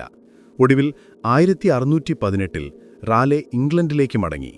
എന്നാൽ സ്പാനിഷ് കോളനികളെ ആക്രമിക്കുകയും തന്റെ മകന്റെ മരണത്തിന് കാരണമാകുകയും ചെയ്തതിന്റെ പേരിൽ ജെയിംസ് ഒന്നാമൻ രാജാവ് അദ്ദേഹത്തെ വീണ്ടും രാജദ്രോഹക്കുറ്റം ചുമത്തി. ഈ സമയം സ്പെയിൻ റാലെയെ ശിക്ഷിക്കണമെന്ന് ഇംഗ്ലണ്ടിനോട് ആവശ്യപ്പെട്ടു. ഒടുവിൽ 1618 ഒക്ടോബർ 29 സർ വാൾട്ടർ റാലെയെ ശിരച്ഛേദം ചെയ്തു. എൽഡൊറാഡോയുടെ പേരിൽ ജീവൻ ഹോമിച്ച മറ്റൊരു രക്തസാക്ഷി. റാലെയുടെ കഥ എൽഡൊറാഡോ എന്ന മിഥ്യാബോധത്തിന്റെ ഏറ്റവും വലിയ ദുരന്ത പര്യവസാനങ്ങളിൽ ഒന്നാണ്. അന്ധമായ വിശ്വാസം, അതിരുകടന്ന ആഗ്രഹം, ഒടുവിൽ അതൊരു വ്യക്തിയുടെ ജീവൻ പോലും എടുക്കുന്ന അവസ്ഥ. അദ്ദേഹത്തിന്റെ മരണത്തോടെ എൽഡൊറാഡോയെ തേടിയുള്ള ഇംഗ്ലീഷ് അന്വേഷണങ്ങൾക്ക് താൽക്കാലികമായി ഒരു അറുതിയായി. പക്ഷേ സ്വർണ്ണനഗരം എന്ന ആശയം യൂറോപ്യൻ ഭാവനയിൽ നിന്ന് മാഞ്ഞുപോയില്ല. റാലെയുടെ പുസ്തകം എൽഡൊറാഡോയെക്കുറിച്ചുള്ള ഭാവനകൾക്ക് ഒരു വലിയ പ്രചോദനമായി. പുതിയ ഭൂപടങ്ങളിൽ പോലും എൽഡൊറാഡോയുടെയും മനോവ തടാകത്തിന്റെയും സ്ഥാനങ്ങൾ അടയാളപ്പെടുത്തിയിരുന്നു. അതുകൊണ്ടുതന്നെ പുതിയ തലമുറയിലെ സാഹസികരും ഈ സ്വർണ്ണനഗരത്തെക്കുറിച്ച് സ്വപ്നം കണ്ടു. എന്നാൽ ഈ കാലഘട്ടത്തിൽ എൽഡൊറാഡോയുടെ അന്വേഷണങ്ങൾക്ക് ഒരു പുതിയ സമീപനം കൈക്കൊള്ളാൻ തുടങ്ങി. കേവലം സൈനികരും സാഹസികരുമായിരുന്നില്ല അന്വേഷണങ്ങൾ നടത്തിയത്. മിഷണറിമാരും സസ്യശാസ്ത്രജ്ഞരും ഭൂഗർഭശാസ്ത്രജ്ഞരുമൊക്കെ ഈ അന്വേഷണങ്ങളിൽ പങ്കുചേർന്നു. ഇവരുടെ ലക്ഷ്യം കേവലം സ്വർണം കണ്ടെത്തുക എന്നതായിരുന്നില്ല, മറിച്ച് പുതിയ ലോകത്തെക്കുറിച്ചും അവിടുത്തെ സംസ്കാരങ്ങളെക്കുറിച്ചും ഭൂമിശാസ്ത്രത്തെക്കുറിച്ചും പഠിക്കുക എന്നതായിരുന്നു. ഈ ശാസ്ത്രീയമായ സമീപനമാണ് എൽഡൊറാഡോ എന്ന മിഥ്യാബോധത്തിന്റെ യഥാർത്ഥ ഉറവിടം കണ്ടെത്താൻ സഹായിച്ചത്. ജെസ്യൂട്ട് മിഷണറിമാരുടെ സംഭാവനകൾ ഈ രംഗത്ത് വളരെ വലുതാണ്. 17-ാം നൂറ്റാണ്ടിലും 18-ാം നൂറ്റാണ്ടിലും തെക്കേ അമേരിക്കയുടെ ഉൾപ്രദേശങ്ങളിൽ ജെസ്യൂട്ട് മിഷണറിമാർ പ്രവർത്തിച്ചിരുന്നു. തദ്ദേശീയായ ഗോത്രങ്ങളുമായി അടുത്തിടപഴകിയ അവർക്ക് അവരുടെ ഭാഷയും സംസ്കാരവും മനസ്സിലാക്കാൻ കഴിഞ്ഞു. സ്പാനിഷ് കോൺക്വിസ്റ്റഡോറുകളെപ്പോലെ കേവലം സ്വർണത്തോടുള്ള ആർത്തി മാത്രമായിരുന്നില്ല അവർക്ക്. തദ്ദേശീയരുടെ വിശ്വാസങ്ങളെയും ആചാരങ്ങളെയും പഠിക്കാൻ അവർ താൽപ്പര്യം കാണിച്ചു. ഈ പഠനങ്ങളിലൂടെയാണ് മുയിസ്ക ഗോത്രതലവന്റെ സ്വർണ്ണമനുഷ്യൻ എന്ന ആചാരത്തെക്കുറിച്ചുള്ള കൂടുതൽ കൃത്യമായ വിവരങ്ങൾ യൂറോപ്പിലേക്കെത്തുന്നത്. ഫ്രാൻസിസ്കോ ഫ്യൂച്ചെ എന്ന സ്പാനിഷ് ചരിത്രകാരനും ഫ്രാൻസിസ്കോ റോഡ്രിഗസ് എന്ന സ്പാനിഷ് ജെസ്യൂട്ട് മിഷണറിയും ഈ രംഗത്ത് വലിയ സംഭാവനകൾ നൽകി. ഫ്യൂച്ചെ മുയിസ്ക സംസ്കാരത്തെക്കുറിച്ച് ആഴത്തിൽ പഠിക്കുകയും അവരുടെ ആചാരങ്ങളെക്കുറിച്ചും വിശ്വാസങ്ങളെക്കുറിച്ചും എഴുതുകയും ചെയ്തു. റോഡ്രിഗസ് ആകട്ടെ മുയിസ്ക പ്രദേശത്തെ ഭൂമിശാസ്ത്രപരമായ വിവരങ്ങൾ ശേഖരിക്കുകയും ഭൂപടങ്ങൾ നിർമ്മിക്കുകയും ചെയ്തു. ഈ വിവരങ്ങളെല്ലാം എൽഡൊറാഡോയുടെ യഥാർത്ഥ ഉറവിടം കണ്ടെത്താൻ സഹായിക്കുന്നവയായിരുന്നു. സ്വർണ്ണനഗരം ഒരു കെട്ടുകഥയാണെന്നും എൽഡൊറാഡോ എന്നത് ഒരാചാരത്തെക്കുറിച്ചുള്ള തെറ്റിദ്ധാരണയാണെന്നും ഇവർക്ക് മനസ്സിലായി. 18-ാം നൂറ്റാണ്ടിൽ ചാൾസ് മെറി ഡില കോണ്ടാമിൻ എന്ന ഫ്രഞ്ച് സസ്യശാസ്ത്രജ്ഞന്റെ പര്യവേക്ഷണം എൽഡൊറാഡോയുടെ അന്വേഷണത്തിന് ഒരു പുതിയ ദിശാബോധം നൽകി. അദ്ദേഹം തെക്കേ അമേരിക്കയിലെ ഭൂമിശാസ്ത്രപരമായ സർവേകൾ നടത്താനും സസ്യങ്ങളെയും ജന്തുജാലങ്ങളെയും കുറിച്ച് പഠിക്കാനും വേണ്ടിയാണ് യാത്ര ചെയ്തത്. ആമസോൺ നദിയിലൂടെയുള്ള അദ്ദേഹത്തിന്റെ യാത്രയിൽ അദ്ദേഹം മുയിസ്ക പ്രദേശങ്ങളിലൂടെയും കടന്നുപോയി.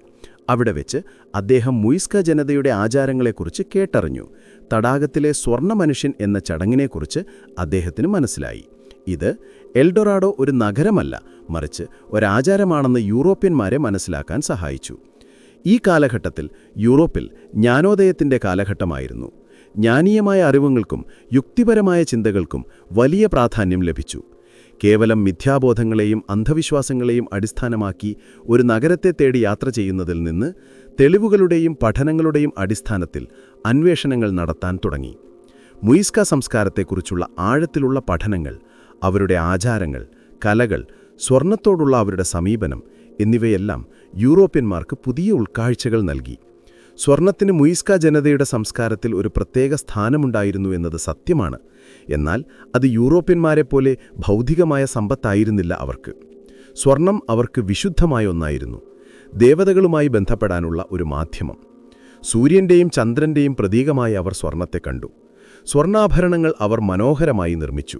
പക്ഷേ അതൊരു സ്വർണ്ണനഗരം നിർമ്മിക്കാൻ തക്കവണ്ണമുണ്ടായിരുന്നില്ല. അങ്ങനെ നൂറ്റാണ്ടുകളോളം യൂറോപ്യന്മാരെ ഭ്രമിപ്പിച്ച എൽഡൊറാഡോ എന്ന സ്വർണ്ണനഗരം ഒരാചാരത്തിന്റെ തെറ്റിദ്ധാരണയാണെന്ന് പതുക്കെ മനസ്സിലാക്കാൻ തുടങ്ങി. ഇത് എൽഡൊറാഡോയുടെ കഥയ്ക്ക് ഒരു പുതിയ മാനം നൽകി. സ്വർണ്ണനഗരം ഒരു ഭൗതികമായ സ്ഥലമായിരുന്നില്ല, മറിച്ച് ഒരു സംസ്കാരത്തിന്റെ ആത്മീയതയുടെ പ്രതിഫലനമായിരുന്നു. പക്ഷേ ഈ തിരിച്ചറിവ് യൂറോപ്പിൽ പൂർണ്ണമായി അംഗീകരിക്കാൻ കുറച്ചുകൂടി സമയമെടുത്തു. കാരണം സ്വർണത്തോടുള്ള ദാഹം അത്ര പെട്ടെന്നില്ലാതാകുന്ന ഒന്നായിരുന്നില്ല.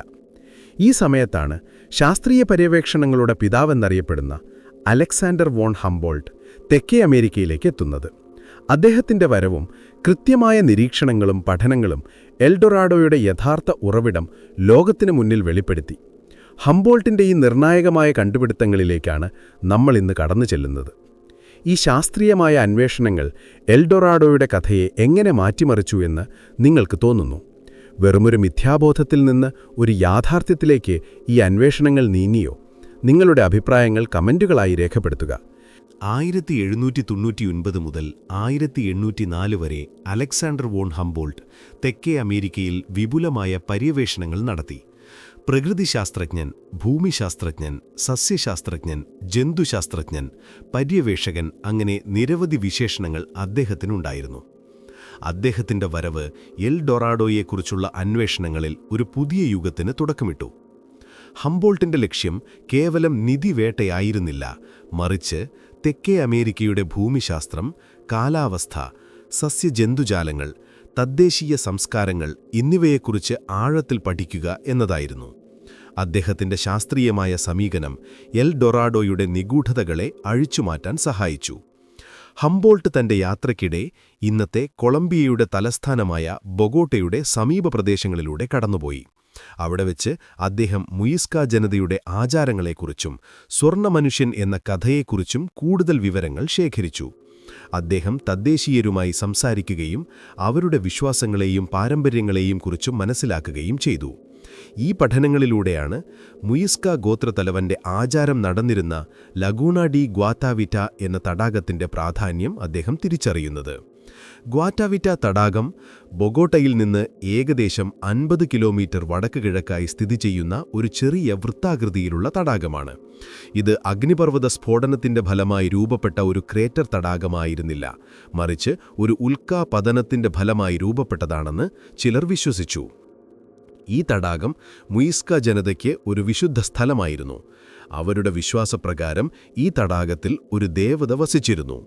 ഹംബോൾട്ട് ഈ തടാകം സന്ദർശിക്കുകയും അതിന്റെ ഭൂമിശാസ്ത്രപരമായ സവിശേഷതകൾ പഠിക്കുകയും ചെയ്തു. മുയിസ്ക ഗോത്രത്തലവൻ അധികാരമേൽക്കുന്ന സമയത്ത് തന്റെ ശരീരം സ്വർണ്ണപ്പൊടി കൊണ്ട് പൂശി ചങ്ങാടത്തിൽ തടാകത്തിന്റെ മധ്യത്തിലേക്ക് പോവുകയും ദേവതയ്ക്ക് സമർപ്പണമായി സ്വർണ്ണാഭരണങ്ങളും മരതകങ്ങളും തടാകത്തിലേക്ക് എറിയുകയും ശരീരത്തിലെ സ്വർണ്ണപ്പൊടി തടാകത്തിലെ വെള്ളത്തിൽ കഴുകിക്കളയുകയും ചെയ്യുന്ന ചടങ്ങിനെക്കുറിച്ച് ഹംബോൾട്ട് കൂടുതൽ കൃത്യമായ വിവരങ്ങൾ ശേഖരിച്ചു. ഈ വിവരങ്ങൾ എൽ ഡൊറാഡോ എന്നത് ഒരു സ്വർണ്ണ നഗരമല്ല, മറിച്ച് സ്വർണ്ണമനുഷ്യൻ എന്ന ആചാരത്തെക്കുറിച്ചുള്ള ഒരു തെറ്റിദ്ധാരണയാണെന്ന് അദ്ദേഹത്തിന് ഉറപ്പിച്ചു. ഹംബോൾട്ടിന്റെ പഠനങ്ങളിലൂടെ എൽ ഡൊറാഡോ ഒരു സ്ഥലമായിരുന്നില്ല, മറിച്ച് ഒരു ആചാരമായിരുന്നു എന്ന യാഥാർത്ഥ്യം ലോകത്തിനു മുന്നിൽ വെളിപ്പെട്ടു. എൽ ഡൊറാഡോ എന്ന വാക്കിന്റെ യഥാർത്ഥാർത്ഥം സ്വർണം പൂശിയവൻ അല്ലെങ്കിൽ സ്വർണ്ണമനുഷ്യൻ എന്നാണെന്ന് അദ്ദേഹം വിശദീകരിച്ചു. ഈ കണ്ടെത്തൽ നൂറ്റാണ്ടുകളോളം യൂറോപ്യന്മാരെ ഭ്രമിപ്പിച്ച ഒരു മിഥ്യാബോധത്തിന് ഒരു ശാസ്ത്രീയമായ വിശദീകരണം നൽകി. സ്വർണ്ണനഗരം എന്ന ഭാവന ഒരു മതപരമായ ആചാരത്തിന്റെ തെറ്റിദ്ധാരണയാണെന്ന് അദ്ദേഹം തെളിയിച്ചു. ഹംബോൾട്ടിന്റെ ഈ കണ്ടെത്തൽ എൽ ഡൊറാഡോയെ തേടിയുള്ള ഭ്രാന്തമായ അന്വേഷണങ്ങൾക്ക് ഒരു അറുതി വരുത്തി. യൂറോപ്പിലെ പത്രങ്ങളിലും പുസ്തകങ്ങളിലും എൽ ഡൊറാഡോയെക്കുറിച്ചുള്ള വാർത്തകൾ നിറഞ്ഞു നിന്നിരുന്നു. പക്ഷേ ഹംബോൾട്ടിന്റെ ശാസ്ത്രീയമായ വിശദീകരണം ഈ മിഥ്യാബോധത്തിൽ നിന്ന് പുറത്തുവരാൻ ലോകത്തെ സഹായിച്ചു. ആളുകൾക്ക് എൽ ഡൊറാഡോ ഒരു നഗരമല്ലെന്നും മറിച്ച് ഒരു ഐതിഹ്യം മാത്രമാണെന്നും മനസ്സിലായി. എന്നാൽ ഗ്വാട്ടാവിറ്റ തടാകത്തിന്റെ കഥ അവിടെ അവസാനിച്ചില്ല. മുയിസ്ക ഗോത്രത്തലവൻ തടാകത്തിലേക്കെറിഞ്ഞ സ്വർണ്ണാഭരണങ്ങളും മരതകങ്ങളും ഇപ്പോഴും അവിടെ ഉണ്ടാവാമെന്നൊരു ചിന്ത യൂറോപ്യന്മാരുടെ മനസ്സിലുണ്ടായിരുന്നു. അതുകൊണ്ടുതന്നെ തടാകത്തിന്റെ അടിത്തട്ടിൽ നിന്ന് ഈ നിധികൾ കണ്ടെത്താനുള്ള ശ്രമങ്ങൾ തുടർന്നു. 16-ാം നൂറ്റാണ്ട് മുതൽ തന്നെ ഈ തടാകം വറ്റിക്കാനും അടിത്തട്ടിലെ സ്വർണം കണ്ടെത്താനും പലരും ശ്രമിച്ചിരുന്നു. ഈ ശ്രമങ്ങളെല്ലാം തന്നെ വലിയ വെല്ലുവിളികളും സാമ്പത്തിക നഷ്ടങ്ങളുമുണ്ടാക്കി. ആദ്യകാലങ്ങളിൽ ആന്റോണിയോ ഡെ സെപ്പെദ എന്നൊരു സ്പാനിഷുകാരനാണ് ഗ്വാട്ടാവിറ്റ തടാകം വറ്റിക്കാൻ ശ്രമിച്ചത്. തടാകത്തിന്റെ ഒരു വശത്ത് ഒരു മുറിവുണ്ടാക്കി വെള്ളമൊഴുക്കിക്കളയാനായിരുന്നു അദ്ദേഹത്തിന്റെ ശ്രമം. ഏകദേശം 15,000 കിലോഗ്രാം സ്വർണവും മറ്റു നിധികളും തടാകത്തിന്റെ അടിത്തട്ടിലുണ്ടെന്ന് അദ്ദേഹം വിശ്വസിച്ചു. അദ്ദേഹത്തിന്റെ ശ്രമം ഒരു പരിധിവരെ വിജയിച്ചു. തടാകത്തിലെ വെള്ളം കുറഞ്ഞു. പക്ഷേ അദ്ദേഹത്തിന് വലിയ തോതിലുള്ള സ്വർണം കണ്ടെത്താൻ കഴിഞ്ഞില്ല. ചില സ്വർണ്ണാഭരണങ്ങൾ മാത്രമാണ് അദ്ദേഹത്തിന് ലഭിച്ചത്. തടാകത്തിന്റെ ചെളിയിൽ പൂണ്ടുകിടന്ന സ്വർണം പൂർണ്ണമായി കണ്ടെത്താൻ അദ്ദേഹത്തിന് കഴിഞ്ഞില്ല. പിന്നീട് 19-ാം നൂറ്റാണ്ടിന്റെ അവസാനത്തിൽ സ്യാവോ ലാരെ എന്നൊരു വ്യാപാരി വീണ്ടും തടാകം വറ്റിക്കാൻ ശ്രമിച്ചു. അതിനദ്ദേഹം നീരാവി എഞ്ചിനുകൾ ഉപയോഗിച്ചു. പക്ഷേ ഈ ശ്രമവും പരാജയപ്പെട്ടു. തടാകത്തിന്റെ അടിത്തട്ടിലെ ചെളിയും മണ്ണും കാരണം സ്വർണം കണ്ടെത്താൻ അദ്ദേഹത്തിന് കഴിഞ്ഞില്ല. അദ്ദേഹത്തിന് വലിയ സാമ്പത്തിക നഷ്ടം നേരിട്ടു. 20-ാം നൂറ്റാണ്ടിന്റെ തുടക്കത്തിൽ ദ ലണ്ടൻ സൈറ്റിക്കറ്റ് കമ്പനി എന്നൊരു ഇംഗ്ലീഷ് കമ്പനി ഗ്വാട്ടാവിറ്റ തടാകത്തിലെ സ്വർണം കണ്ടെത്താൻ ശ്രമിച്ചു. ഈ കമ്പനി വലിയ തോതിലുള്ള സാങ്കേതിക വിദ്യകൾ ഉപയോഗിച്ചു. തടാകം പൂർണ്ണമായി വറ്റിക്കാൻ അവർ ശ്രമിച്ചു. ഒരു വലിയ കനാൽ നിർമ്മിച്ച് തടാകത്തിലെ വെള്ളം പൂർണ്ണമായി പുറത്തേക്കൊഴുക്കി. പക്ഷേ തടാകത്തിന്റെ അടിത്തട്ടിലെ ചെളി ഉണങ്ങിയപ്പോൾ ഒരുതരം കോൺക്രീറ്റ് പോലെ കട്ടിയായി മാറി. ഇതിനുള്ളിൽ പൂണ്ടുകിടന്ന സ്വർണം കണ്ടെത്താൻ അവർക്ക് കഴിഞ്ഞില്ല. ഈ ശ്രമവും വലിയ സാമ്പത്തിക നഷ്ടത്തിൽ അവസാനിച്ചു. എങ്കിലും ഈ ശ്രമങ്ങളിൽ നിന്ന് ചില സ്വർണ്ണാഭരണങ്ങളും മുയിസ്ക കലാസൃഷ്ടികളും കണ്ടെത്താൻ കഴിഞ്ഞു. കൊളംബിയയിലെ ഗോൾഡ് മ്യൂസിയത്തിൽ ഇന്നു കാണുന്ന പല സ്വർണ്ണാഭരണങ്ങളും ഗ്വാട്ടാവിറ്റ തടാകത്തിൽ നിന്ന് കണ്ടെത്തിയവയാണ്. ഈ കണ്ടെത്തലുകൾ മുയിസ്ക ജനതയുടെ സ്വർണത്തോടുള്ള ഭക്തിയും അവരുടെ കരകൗശല വിദ്യകളുടെ മികവും വെളിപ്പെടുത്തുന്നു. ഒടുവിൽ കൊളംബിയൻ സർക്കാർ ഗ്വാട്ടാവിറ്റ തടാകത്തെ ഒരു പുരാവസ്തു സംരക്ഷണ മേഖലയായി പ്രഖ്യാപിച്ചു. തടാകത്തിൽ നിന്ന് കൂടുതൽ സ്വർണം കണ്ടെത്തുന്നത് നിരോധിച്ചു. അങ്ങനെ സ്വർണം തേടിയുള്ള ഭ്രാന്തമായ ഖനനശ്രമങ്ങൾക്ക് ഒരു അറുതിയായി. ഗ്വാട്ടാവിറ്റ തടാകം എൽ ഡൊറാഡോയുടെ യഥാർത്ഥ ഉറവിടമെന്ന നിലയിൽ ഒരു ചരിത്രപരമായ പ്രാധാന്യമുള്ള സ്ഥലമായി മാറി. ഹംബോൾട്ടിന്റെ കണ്ടെത്തലുകൾ എൽ ഡൊറാഡോ എന്ന മിഥ്യാബോധത്തെ എന്നേക്കുമായി അഴിച്ചുമാറ്റി. സ്വർണ്ണ നഗരം ഒരു യാഥാർത്ഥ്യമല്ലെന്ന് ലോകത്തിന് മനസ്സിലായി. പക്ഷേ ഈ കഥ മനുഷ്യരാശിയുടെ ചരിത്രത്തിൽ ഒരു മായാത്ത മുദ്ര പതിപ്പിച്ചു. സ്വർണത്തോടുള്ള ദാഹം മനുഷ്യനെ എവിടം വരെ എത്തിക്കുമെന്നതിൻ്റെ ഒരു പാഠം. അജ്ഞാതത്തിനെ തേടിയുള്ള മനുഷ്യന്റെ അടങ്ങാത്ത ആഗ്രഹത്തിന്റെ ഒരു പ്രതീകം. എൽ ഡൊറാഡോയുടെ ഈ പാരമ്പര്യം ഇന്നും നിലനിൽക്കുന്നു. ആധുനിക കാലത്ത് എൽ ഡൊറാഡോയെക്കുറിച്ചുള്ള അന്വേഷണങ്ങൾ എങ്ങനെയാണ് തുടരുന്നത്? എൽ ഡൊറാഡോ എന്ന സ്വർണ്ണ നഗരത്തിന്റെ നിഗൂഢതകളിലേക്കുള്ള നമ്മുടെ യാത്രയുടെ പുതിയ ഘട്ടത്തിലേക്ക് നമ്മൾ പ്രവേശിക്കുകയാണ്. കഴിഞ്ഞ ഭാഗത്തിൽ ശാസ്ത്രീയ പര്യവേഷണങ്ങളുടെ പിതാവായ അലക്സാണ്ടർ വോൺ ഹംബോൾട്ടിന്റെ നിർണായകമായ കണ്ടെത്തലുകളെക്കുറിച്ചും എൽ ഡൊറാഡോ എന്നതൊരു നഗരമല്ലെന്നും മുയിസ്ക ഗോത്രവർഗ്ഗക്കാരുടെ സ്വർണ്ണമനുഷ്യൻ എന്ന ആചാരത്തിന്റെ തെറ്റിദ്ധാരണയാണെന്നും നമ്മൾ കണ്ടു. ഗ്വാട്ടാവിറ്റ തടാകവും അതിൽ നിന്ന് സ്വർണം കണ്ടെത്താനുള്ള നിരന്തരമായ ശ്രമങ്ങളും ഒടുവിൽ കൊളംബിയൻ സർക്കാർ തടാകത്തെ ഒരു സംരക്ഷണ മേഖലയായി പ്രഖ്യാപിച്ചതും നമ്മൾ ചർച്ച ചെയ്തു. ഹംബോൾട്ടിന്റെ കണ്ടെത്തലുകൾ എൽ ഡൊറാഡോയുടെ മിഥ്യാബോധത്തിന് ഒരു അറുതി വരുത്തിയെങ്കിലും സ്വർണ്ണനഗരമെന്ന ആശയം പൂർണ്ണമായി മാഞ്ഞുപോയില്ല. യൂറോപ്യൻ പര്യവേഷകരുടെയും സാഹസികരുടെയും മനസ്സിൽ ആമസോൺ കാടുകളിലും തെക്കേ അമേരിക്കയുടെ ഉൾപ്രദേശങ്ങളിലും ഇനിയും കണ്ടെത്താത്ത പുരാതന നഗരങ്ങളുണ്ടാവാമെന്നൊരു ചിന്ത നിലനിന്നിരുന്നു. ഈ ചിന്താഗതി 20-ാം നൂറ്റാണ്ടിലും ആധുനിക കാലത്തും പുതിയ അന്വേഷണങ്ങൾക്ക് വഴിവെച്ചു. അലക്സാണ്ടർ വോൺ ഹംബോൾട്ട് എൽ ഡൊറാഡോയുടെ മിഥ്യാബോധത്തിന് ശാസ്ത്രീയമായി വിശദീകരണം നൽകിയിട്ടും സ്വർണ്ണനഗരം എന്ന ആശയം പൂർണ്ണമായി മാഞ്ഞുപോയില്ല. യൂറോപ്യൻ പര്യവേഷകരുടെയും സാഹസികരുടെയും മനസ്സിൽ ആമസോൺ കാടുകളിലും തെക്കേ അമേരിക്കയുടെ ഉൾപ്രദേശങ്ങളിലും ഇനിയും കണ്ടെത്താത്ത പുരാതന നഗരങ്ങളുണ്ടാവാം എന്നൊരു ചിന്ത നിലനിന്നിരുന്നു. ഈ ചിന്താഗതി 20-ാം നൂറ്റാണ്ടിലും ആധുനിക കാലത്തും പുതിയ അന്വേഷണങ്ങൾക്ക് വഴിവെച്ചു. ഈ ആധുനിക അന്വേഷണങ്ങളിൽ ഏറ്റവും പ്രശസ്തമായ ഒന്നാണ് ബ്രിട്ടീഷ് പര്യവേഷകനായ കേണൽ പേഴ്സി കൊസറ്റിന്റെ യാത്രകൾ. 20-ാം നൂറ്റാണ്ടിന്റെ തുടക്കത്തിൽ ആമസോൺ കാടുകളിലെ സിറ്റി ഓഫ് സെഡ് എന്നറിയപ്പെടുന്ന ഒരു പുരാതന നഗരത്തെ തേടി ഫൊസറ്റ് നിരവധി യാത്രകൾ നടത്തി. എൽ ഡൊറാഡോയുടെ മറ്റൊരു രൂപമായിരുന്നു ഈ സിറ്റി ഓഫ് സെഡ്. അവിശ്വസനീയമായ സമ്പത്തും പുരാതനമായ ഒരു സംസ്കാരവും നിലനിന്നിരുന്ന ഒരു നഗരം. 1925-ൽ തന്റെ മകനോടൊപ്പം ഈ നഗരം തേടിയുള്ള യാത്രയിൽ ഫൊസറ്റ് അപ്രത്യക്ഷനായി. അദ്ദേഹത്തിന് എന്തു സംഭവിച്ചു എന്നത് ഇന്നും ഒരു നിഗൂഢതയായി തുടരുന്നു. ഫൊസറ്റിന്റെ കഥ എൽ ഡൊറാഡോയുടെ അന്വേഷണത്തിന്റെ മറ്റൊരു ഭീകരമായ അധ്യായമായി മാറി. എന്നാൽ ആധുനിക കാലത്തെ പുരാവസ്തു ഗവേഷണങ്ങളും പുതിയ സാങ്കേതിക വിദ്യകളും എൽ ഡൊറാഡോയെക്കുറിച്ചുള്ള പുതിയ ഉൾക്കാഴ്ചകൾ നൽകി. ആമസോൺ കാടുകൾ ഒരു കാലത്ത് വിജനമായൊരു സ്ഥലമായിരുന്നില്ല, മറിച്ച് അവിടെ വലിയ ജനവാസ മേഖലകളും സങ്കീർണമായ സംസ്കാരങ്ങളും നിലനിന്നിരുന്നു എന്നതിന് പുതിയ തെളിവുകൾ ലഭിച്ചു തുടങ്ങി. റിച്ചാർഡ് ഷോപ്പി ലീക്കി പോലുള്ള പുരാവസ്തു ഗവേഷകരുടെ പഠനങ്ങൾ ആമസോൺ തടത്തിലെ നഷ്ടപ്പെട്ട നഗരങ്ങളെക്കുറിച്ചുള്ള സൂചനകൾ നൽകി. ആമസോൺ വനത്തിന്റെ ചില ഭാഗങ്ങളിൽ മനുഷ്യനിർമ്മിതമായ കുന്നുകളും റോഡുകളും ജലസേചന സംവിധാനങ്ങളും കണ്ടെത്തി. ഇത് ആയിരക്കണക്കിന് വർഷങ്ങൾക്ക് മുൻപ് ഇവിടെ വലിയ ജനവാസ കേന്ദ്രങ്ങൾ നിലനിന്നിരുന്നു എന്നതിന് തെളിവാണ്. മരങ്ങൾ ഇടതൂർന്നു വളർന്നതിനാൽ ഈ നഗരങ്ങളെ കണ്ടെത്താൻ കഴിഞ്ഞിരുന്നില്ല. കൊളംബിയയിലെ സ്യൂഡാഡ് പെർഡിഡ എന്നറിയപ്പെടുന്ന നഷ്ടപ്പെട്ട നഗരം കണ്ടെത്തിയത് എൽ ഡൊറാഡോയുടെ അന്വേഷണങ്ങളിൽ ഒരു പുതിയ വഴിത്തിരിവായി. 1972 കള്ളക്കടത്തുകാരാണ് ആദ്യമായി ഈ നഗരം കണ്ടെത്തിയത്.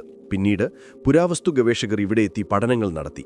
ഇന്നത്തെ കൊളംബിയയിലെ Sierra Nevada de Santa Marta പർവ്വതനിരകളിൽ താറോണ എന്ന തദ്ദേശീയ ജനത 1000 വർഷങ്ങൾക്ക് മുൻപ് നിർമ്മിച്ച ഒരു നഗരമാണിത്. ടെറസുകൾ, പ്ലാറ്റ്ഫോമുകൾ, റോഡുകൾ, കല്ലുകൾ കൊണ്ടുള്ള വീടുകൾ എല്ലാം ഈ നഗരത്തിലുണ്ടായിരുന്നു. ഇത് കൊളംബിയൻ ഉൾപ്രദേശങ്ങളിൽ ഇനിയും കണ്ടെത്താത്ത പുരാതന നഗരങ്ങൾ ഉണ്ടാവാം എന്നതിനൊരു തെളിവാണ്.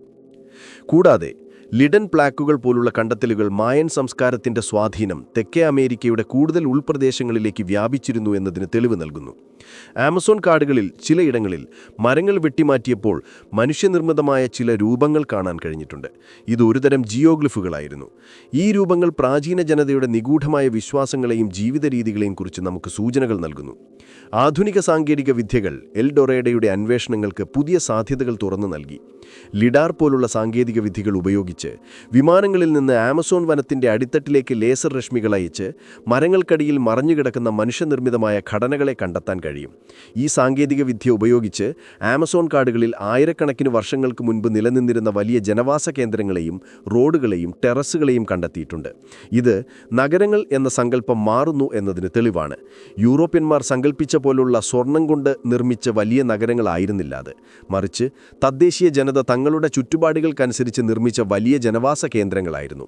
ഈ കണ്ടെത്തലുകൾ ആമസോൺ തടത്തിൽ ഒരു കാലത്ത് ഉയർന്ന സംസ്കാരങ്ങൾ നിലനിന്നിരുന്നു എന്നതിന് തെളിവ് നൽകുന്നു. ഈ സംസ്കാരങ്ങൾ യൂറോപ്യന്മാരുടെ വരവോടെ രോഗങ്ങളും യുദ്ധങ്ങളും കാരണം നശിച്ചുപോയതാവാം. അവരുടെ നഗരങ്ങൾ കൊടും വനത്തിൽ മറഞ്ഞുപോയി. എൽ ഡൊറാഡോ എന്ന സ്വർണ്ണ നഗരം ഒരുപക്ഷെ ഈ നഷ്ടപ്പെട്ട സംസ്കാരങ്ങളുടെയും അവരുടെ സ്വർണ്ണത്തോടുള്ള ഭക്തിയുടെയും ഒരു കൂട്ടിച്ചേർത്ത ചിത്രമായിരിക്കാം. ഭാവിയിലെ അന്വേഷണങ്ങൾ എൽ ഡൊറാഡോയുടെ യഥാർത്ഥ ഭാവം കൂടുതൽ വ്യക്തമാക്കിയേക്കാം. കൂടുതൽ സാങ്കേതിക വിദ്യകളും പുരാവസ്തു ഗവേഷണങ്ങളും ആമസോൺ കാടുകളിൽ ഇനിയും കണ്ടെത്താത്ത നിരവധി രഹസ്യങ്ങൾ പുറത്തുകൊണ്ടുവന്നേക്കാം. സ്വർണം കൊണ്ട് നിർമ്മിച്ച ഒരു നഗരമല്ലെങ്കിൽ പോലും പുരാതന സംസ്കാരങ്ങളുടെ അത്ഭുതകരമായ ശേഷിപ്പുകൾ കണ്ടെത്താൻ കഴിയുമെന്ന പ്രതീക്ഷ ഇന്നും നിലനിൽക്കുന്നു. എൽ ഡൊറാഡോയുടെ കഥ ഒരു വശത്ത് മനുഷ്യന്റെ ആർത്തിയുടെയും അധികാരമോഹത്തിന്റെയും ക്രൂരതയുടെയും കഥയാണെങ്കിൽ മറുവശത്ത് അത് അജ്ഞാതമായതിനെ തേടിയുള്ള മനുഷ്യന്റെ അന്വേഷണത്വരയുടെയും അറിവിലേക്കുള്ള അവന്റെ യാത്രയുടെയും കഥയാണ്. ഒരു മിഥ്യാബോധത്തിൽ നിന്ന് ആരംഭിച്ച് ശാസ്ത്രീയമായ അറിവുകളിലൂടെ അത് യാഥാർത്ഥ്യത്തിന്റെ പുതിയ തലങ്ങളിലേക്കെത്തി. എൽ ഡൊറാഡോ വെറുമൊരു സ്വർണ്ണ നഗരമായിരുന്നില്ല, മറിച്ച് ഒരു ജനതയുടെ വിശ്വാസങ്ങളുടെയും ആചാരങ്ങളുടെയും സംസ്കാരത്തിന്റെയും പ്രതീകമായിരുന്നു. എൽ ഡൊറാഡോയുടെ ഐതിഹ്യം യൂറോപ്യൻ ഭാവനയെ നൂറ്റാണ്ടുകളോളം കീഴടക്കിയ ഒന്നാണ്. സ്പാനിഷ് കോൺക്വസ്റ്റഡോർമാരുടെ ആദ്യകാല കഥകൾ മുതൽ സർ വാൾട്ടർ റാലെയുടെ സാഹസിക യാത്രകൾ വരെ ഈ സ്വർണ്ണനഗരം മനുഷ്യന്റെ സ്വപ്നങ്ങളിൽ ഒരു പ്രത്യേക സ്ഥാനം നേടി. അത് വെറുമൊരു നിധിയുടെ കഥയായിരുന്നില്ല, മറിച്ച് അജ്ഞാതമായതിനെ തേടിയുള്ള മനുഷ്യന്റെ ആഗ്രഹത്തിന്റെയും സമ്പത്തിനോടുള്ള അവന്റെ അടങ്ങാത്ത ദാഹത്തിന്റെയും ഒടുവിൽ പ്രശസ്തിയിലേക്കും അധികാരത്തിലേക്കും എത്താനുള്ള അവന്റെ മോഹത്തിന്റെയും പ്രതീകമായിരുന്നു. ഈ കാരണങ്ങൾ കൊണ്ടുതന്നെ എൽ ഡൊറാഡോയുടെ കഥ ലോകമെമ്പാടുമുള്ള സാഹിത്യത്തിലും സിനിമയിലും കലയിലും വലിയ സ്വാധീനം ചെലുത്തി. സാഹിത്യത്തിൽ എൽ ഡൊറാഡോ ഒരു പ്രിയപ്പെട്ട വിഷയമായി മാറി. വോൾട്ടിയർ അഥവാ വോൾട്ടേർ തന്റെ പ്രശസ്തമായ കാൻഡീഡ് എന്ന നോവലിൽ എൽ ഡൊറാഡോയെ ഒരു യുട്ടോപ്യൻ സ്വർഗമായി ചിത്രീകരിച്ചു. അവിടെയുള്ള ആളുകൾക്ക് സ്വർണം വെറുമൊരു ലോഹമായിരുന്നു, അവർക്കതിന്റെ വില അറിയില്ലായിരുന്നു. യൂറോപ്യന്മാരുടെ സ്വർണത്തോടുള്ള ഭ്രാന്തിനെ പരിഹസിക്കാനാണ് വോൾട്ടിയർ ഈ ആശയം ഉപയോഗിച്ചത്. എഡ്ഗർ ആലൻ പോയുടെ എൽ ഡൊറാഡോ എന്ന കവിതയും ഈ സ്വർണ്ണനഗരത്തെ തേടിയുള്ള യാത്രയുടെ നിരാശാജനകമായൊരു ചിത്രമാണ് നൽകുന്നത്. ആൽഫ്രഡ് ടെന്നിസൺ, റുഡിയാർഡ് കിപ്ലിംഗ് തുടങ്ങിയ പ്രമുഖ എഴുത്തുകാരും തങ്ങളുടെ രചനകളിൽ എൽ ഡൊറാഡോയെക്കുറിച്ച് പരാമർശിച്ചിട്ടുണ്ട്.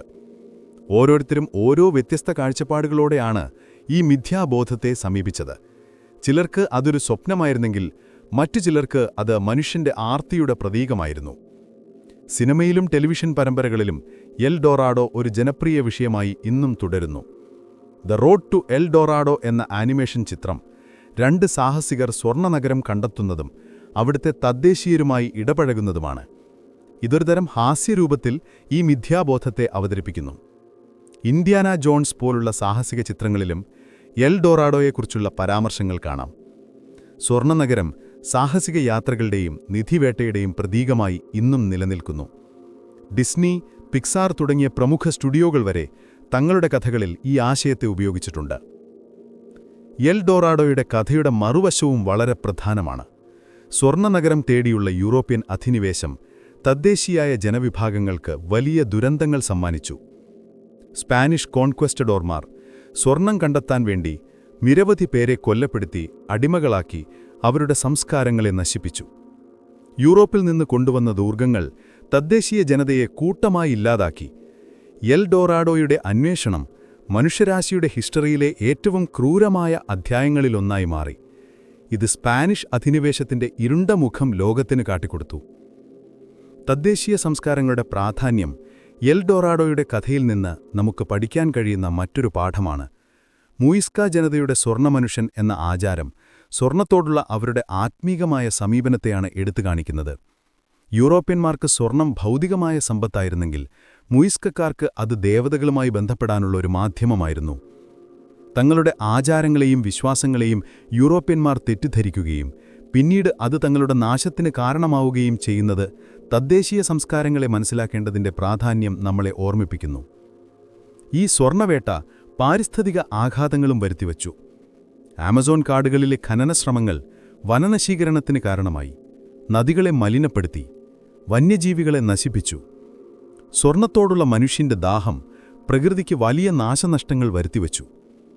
ഇന്നുപോലും ആമസോൺ കാടുകളിൽ നടക്കുന്ന അനധികൃത ഖനനം വലിയ പാരിസ്ഥിതിക പ്രശ്നങ്ങളുണ്ടാക്കുന്നു. എൽ ഡോറാഡോയുടെ കഥ ഈ പാരിസ്ഥിതിക ചൂഷണങ്ങളുടെ ഒരു മുന്നറിയിപ്പ് കൂടിയാണ്. അവസാനമായി എൽ ഡോറാഡോയുടെ കഥ മനുഷ്യരാശിക്ക് നൽകുന്ന ഏറ്റവും വലിയ പാഠമെന്താണ്? അത് ആർത്തിയുടെയും അജ്ഞതയുടെയും മിഥ്യാബോധങ്ങളുടെയും അപകടങ്ങളെക്കുറിച്ചാണ്. സ്വർണത്തോടുള്ള അടങ്ങാത്ത ദാഹം മനുഷ്യനെ എവിടം വരെ എത്തിക്കും എന്നതിൻ്റെ ഒരു ഉദാഹരണമാണ് ഈ കഥ.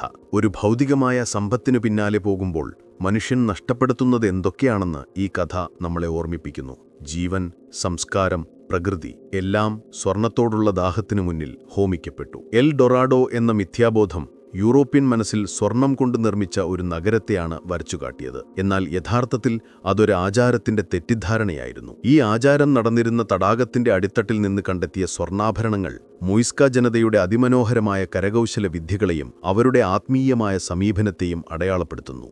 ഇന്ന് കൊളംബിയയിലെ ഗോൾഡ് മ്യൂസിയം ഈ സ്വർണ്ണാഭരണങ്ങളെ സംരക്ഷിക്കുകയും മുയിസ്ക സംസ്കാരത്തിന്റെ പ്രാധാന്യം ലോകത്തിനു മുന്നിൽ അവതരിപ്പിക്കുകയും ചെയ്യുന്നു. എൽ ഡൊറാഡോയുടെ ഐതിഹ്യം യൂറോപ്യൻ അധിനിവേശത്തിന്റെ ഒരു പ്രതീകമാണ്. സാഹസികത, ക്രൂരത, കണ്ടെത്തലുകൾ, ഒടുവിൽ നിരാശ എല്ലാം ഈ കഥയിൽ അടങ്ങിയിരിക്കുന്നു. ഇത് കേവലം ഒരു ചരിത്രകഥയായി അവസാനിക്കുന്നില്ല, മറിച്ച് നമ്മുടെ ഇന്നത്തെ ലോകത്തും അതിന്റെ സ്വാധീനം നിലനിൽക്കുന്നു. ഇന്നും മനുഷ്യൻ സമ്പത്തിനും അധികാരത്തിനും വേണ്ടി നടത്തുന്ന പോരാട്ടങ്ങൾ എൽ ഡൊറാഡോയുടെ ഓർമ്മകളെ സജീവമാക്കുന്നു. എൽ ഡൊറാഡോ എന്ന പുരാവൃത്തം അവസാനിച്ചു എന്ന് നമ്മൾ കരുതുമ്പോഴും അതിന്റെ നിഴൽ മനുഷ്യരാശിയുടെ ചരിത്രത്തിൽ ഇന്നും നീണ്ടുനിൽക്കുന്നു. സ്വർണ്ണനഗരം വെറുമൊരു മിഥ്യാബോധമാണെന്ന് ശാസ്ത്രീയമായി തെളിയിക്കപ്പെട്ടുവെങ്കിലും അത് നമ്മുടെ ലോകത്തിന് നൽകിയ പാഠങ്ങൾ ചിലപ്പോൾ സ്വർണത്തേക്കാൾ വിലപ്പെട്ടതാണ്. നഷ്ടപ്പെട്ട നഗരങ്ങളെക്കുറിച്ചുള്ള പുതിയ കണ്ടെത്തലുകൾ ആമസോൺ കാടുകളിലെ പുരാതന സംസ്കാരങ്ങളെക്കുറിച്ചുള്ള നമ്മുടെ ധാരണകളെ മാറ്റിമറിച്ചു. ഒരു വശത്ത് മനുഷ്യന്റെ അടങ്ങാത്ത ദാഹത്തിന്റെ കഥയായി എൽ ഡൊറാഡോ മാറിയപ്പോൾ, മറുവശത്ത് അത് അറിവിലേക്കും കണ്ടെത്തലുകളിലേക്കും ഒടുവിൽ എത്തിച്ചേർന്ന പാഠങ്ങളിലേക്കും നമ്മളെ നയിച്ചു. ഈ ഇതിഹാസം മനുഷ്യരാശിക്ക് നൽകിയ സങ്കീർണമായ പാരമ്പര്യത്തെയും അതിൻ്റെ സാമൂഹികവും സാംസ്കാരികവുമായ ആഴത്തിലുള്ള സ്വാധീനത്തെയും കുറിച്ചാണ് ഈ ഭാഗത്തിൽ നമ്മളിനി ചർച്ച ചെയ്യുന്നത്. എൽ ഡൊറാഡോയുടെ കഥ കേവലം ഒരു ചരിത്ര പഠനമെന്നതിലുപരി മനുഷ്യന്റെ ആത്മാവിനെയും അവന്റെ തിരഞ്ഞെടുപ്പുകളെയും കുറിച്ചുള്ള ഒരു ആഴത്തിലുള്ള വിശകലനവും കൂടിയാണ്. ഈ യാഥാർത്ഥ്യങ്ങൾ മനസ്സിലാക്കാൻ ഈ വിവരണം പൂർണ്ണമായും ശ്രദ്ധിക്കുക. ഈ വിഷയം കൂടുതൽ പേരിലേക്ക് എത്തണമെന്ന് നിങ്ങൾ ആഗ്രഹിക്കുന്നുവെങ്കിൽ ഈ വീഡിയോ ലൈക്ക് ചെയ്യുക, പങ്കുവയ്ക്കുക. നിങ്ങളുടെ അഭിപ്രായങ്ങളും സംശയങ്ങളും കമന്റ് ബോക്സിൽ രേഖപ്പെടുത്തുക. തീർച്ചയായും നിങ്ങളുടെ ഏറ്റവും പ്രതികരണം ഈ അന്വേഷണങ്ങൾക്ക് ഊർജം പകരും. എൽ ഡൊറാഡോ എന്ന മിഥ്യാബോധം അവസാനിച്ചു എന്ന് നമ്മൾ പറയുമ്പോഴും അതിന്റെ ആത്മാവ് മനുഷ്യന്റെ അന്വേഷണങ്ങളിൽ ഇന്നും ജീവിക്കുന്നു. ഇന്നത്തെ ലോകത്തും എൽ ഡൊറാഡോയുടെ അതേ ആകർഷണമുള്ള നിധിവേട്ടകളും ദുരൂഹമായ സ്ഥലങ്ങളെ തേടിയുള്ള യാത്രകളും നടക്കുന്നുണ്ട്. പക്ഷേ ഇന്നത്തെ ഈ യാത്രകളിലെല്ലാം എൽ ഡൊറാഡോ എന്ന പഴയകാല ദുരന്തത്തിന്റെ ഒരു നിഴൽ ഇന്നും അവശേഷിക്കുന്നുണ്ട്. മനുഷ്യന്റെ മാനസികാവസ്ഥയിൽ എൽ ഡൊറാഡോ ചെലുത്തിയ സ്വാധീനം വളരെ വലുതാണ്. സമ്പത്തിനോടുള്ള അടങ്ങാത്ത ആഗ്രഹം അത് മനുഷ്യനെ എങ്ങനെ സ്വാധീനിക്കുന്നു എന്നതിൻ്റെ ഒരു ഓർമ്മപ്പെടുത്തലാണ് എൽ ഡൊറാഡോയുടെ കഥ. അത്യാഗ്രഹം ഒരു വ്യക്തിയെ എങ്ങനെ ഭ്രാന്തനാക്കുന്നുവെന്നും ക്രൂരനാക്കുന്നുവെന്നും മനുഷ്യത്വമില്ലാത്തവനാക്കുന്നുവെന്നും ഈ കഥ നമ്മെ പഠിപ്പിക്കുന്നു. സ്പാനിഷ് കോൺക്വസ്റ്റഡോർമാരുടെ ക്രൂരതകളും ലോപ് ഡി ആഗ്വറയുടെ ഭ്രാന്തും സർ വോൾട്ടർ റാലെയുടെ ദുരന്ത പര്യവസാനവും ഈ ആർത്തിയുടെ ഭീകരമായ അനന്തരഫലങ്ങളെയാണ് എടുത്തുകാണിക്കുന്നത്. എൽ ഡൊറാഡോയുടെ പാരമ്പര്യം യൂറോപ്യൻ അധിനിവേശത്തിൻ്റെ ധാർമ്മിക ചോദ്യങ്ങളെക്കുറിച്ചുള്ള ഒരു ചർച്ച കൂടിയാണ്. പുതിയ ലോകം കണ്ടെത്തിയ യൂറോപ്യന്മാർ തദ്ദേശീയരായ ജനതയുടെ സംസ്കാരങ്ങളെയും ജീവിത രീതികളെയും വിശ്വാസങ്ങളെയും മാനിച്ചുവോ? ഇല്ല എന്നാണ് എൽ ഡൊറാഡോയുടെ കഥ നൽകുന്ന ഉത്തരം. അവർ സ്വർണത്തിനുവേണ്ടി എന്തു കുറ്റകൃത്യവും ചെയ്യാൻ തയ്യാറായി. തദ്ദേശീയരെ കൊലപ്പെടുത്തി, അടിമകളാക്കി, അവരുടെ ഭൂമി കൈയേറി, അവരുടെ സംസ്കാരങ്ങളെ നശിപ്പിച്ചു. ഇത് ചരിത്രത്തിലെ ഒരു വലിയ കളങ്കമായി ഇന്നും അവശേഷിക്കുന്നു. പുരാതന സ്വർണ്ണാഭരണങ്ങൾ കണ്ടെത്തുന്നത് ഒരുപക്ഷേ സന്തോഷകരമായൊരു കാര്യമായിരുന്നിരിക്കാം. എന്നാൽ അതിൻ്റെ പിന്നിൽ മറഞ്ഞിരിക്കുന്ന രക്തച്ചൊരിച്ചിലും മനുഷ്യൻ്റെ ക്രൂരതകളും എൽ ഡൊറാഡോയുടെ കഥയെ കൂടുതൽ സങ്കീർണമാക്കുന്നു. ഇന്നത്തെ കാലത്തും കോളനിക്കാലത്തെ ഈ അതിക്രമങ്ങളുടെ ഓർമ്മകൾ നിലനിൽക്കുന്നു. മ്യൂസിയങ്ങളിൽ സൂക്ഷിക്കുന്ന പല പുരാതന സ്വർണ്ണാഭരണങ്ങളും തദ്ദേശീയ ജനതയുടെ പൂർവികരുടെ അവകാശങ്ങളുമായി ബന്ധപ്പെട്ട നിയമപരമായ തർക്കങ്ങൾക്ക് വഴിവെക്കുന്നു. ഈ വസ്തുക്കൾ അവയുടേതാണോ അതോ മ്യൂസിയങ്ങൾക്ക് അവ സൂക്ഷിക്കാൻ അവകാശമുണ്ടോ എന്ന ചോദ്യം ഇന്നും അന്താരാഷ്ട്ര തലത്തിൽ ചർച്ച ചെയ്യപ്പെടുന്നു. എൽ ഡൊറാഡോയുടെ പേരിൽ യൂറോപ്പിലേക്ക് കടത്തിക്കൊണ്ടുപോയ സ്വർണവും കലാവസ്തുക്കളുമെല്ലാം ഈ ധാർമ്മിക ചോദ്യങ്ങൾ ഉയർത്തുന്നു.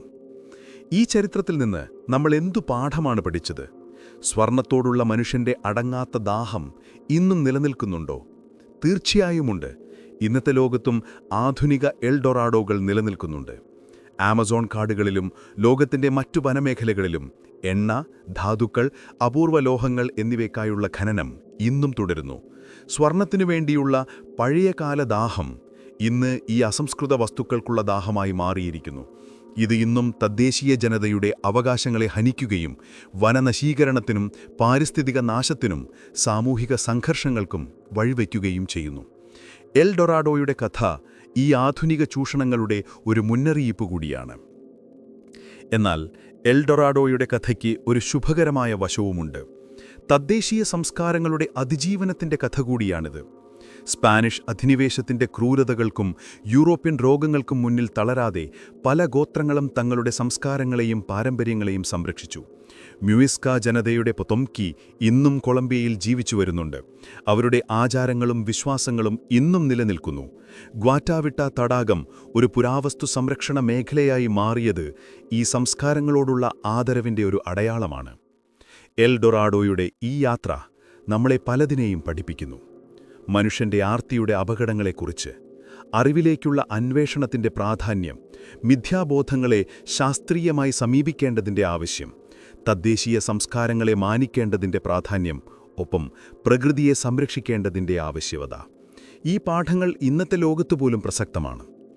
എൽ ഡൊറാഡോ എന്ന സ്വർണ്ണനഗരം ഒരു യാഥാർത്ഥ്യമല്ല, മറിച്ച് ഒരു ആചാരത്തിൻ്റെ തെറ്റിദ്ധാരണയായിരുന്നുവെങ്കിലും അതിൻ്റെ കഥ ഒരു യാഥാർത്ഥ്യമാണ്. മനുഷ്യൻ്റെ മനസ്സിലെ സ്വർണത്തോടുള്ള ദാഹം, അത് വരുത്തിവെച്ച ദുരന്തങ്ങൾ, അതിൽ നിന്ന് നമ്മൾ പഠിച്ച പാഠങ്ങൾ എല്ലാം ഈ കഥയുടെ ഭാഗമാണ്. എൽ ഡൊറാഡോ നമ്മുടെ മനസ്സിൻ്റെ ആഴങ്ങളിൽ ഇന്നും ഒളിഞ്ഞുകിടക്കുന്ന ഒരു സ്വർണ്ണനഗരം പോലെയാണ്. അത് ചിലപ്പോൾ പ്രതീക്ഷയുടെയും മറ്റു ചിലപ്പോൾ ഭയത്തിൻ്റെയും പ്രതീകമാണ്. ഈ ദീർഘയാത്ര ഇവിടെ പൂർണ്ണമാവുകയാണ്. എൽ ഡൊറാഡോ എന്ന സ്വർണ്ണനഗരത്തെക്കുറിച്ചുള്ള മിഥ്യാബോധം എങ്ങനെയാണ് പിറവിയെടുത്തതെന്നും അത് യൂറോപ്യൻ ശക്തികളെ എങ്ങനെയാണ് തെക്കേ അമേരിക്കയുടെ ഹൃദയഭാഗങ്ങളിലേക്ക് നയിച്ചതെന്നും ഒടുവിൽ ശാസ്ത്രീയമായ അന്വേഷണങ്ങൾ അതിനെ ഒരു ആചാരമായി തിരിച്ചറിഞ്ഞതെന്നും അതിൻ്റെ സങ്കീർണമായ പാരമ്പര്യമെന്താണെന്നും നമ്മൾ മനസ്സിലാക്കി.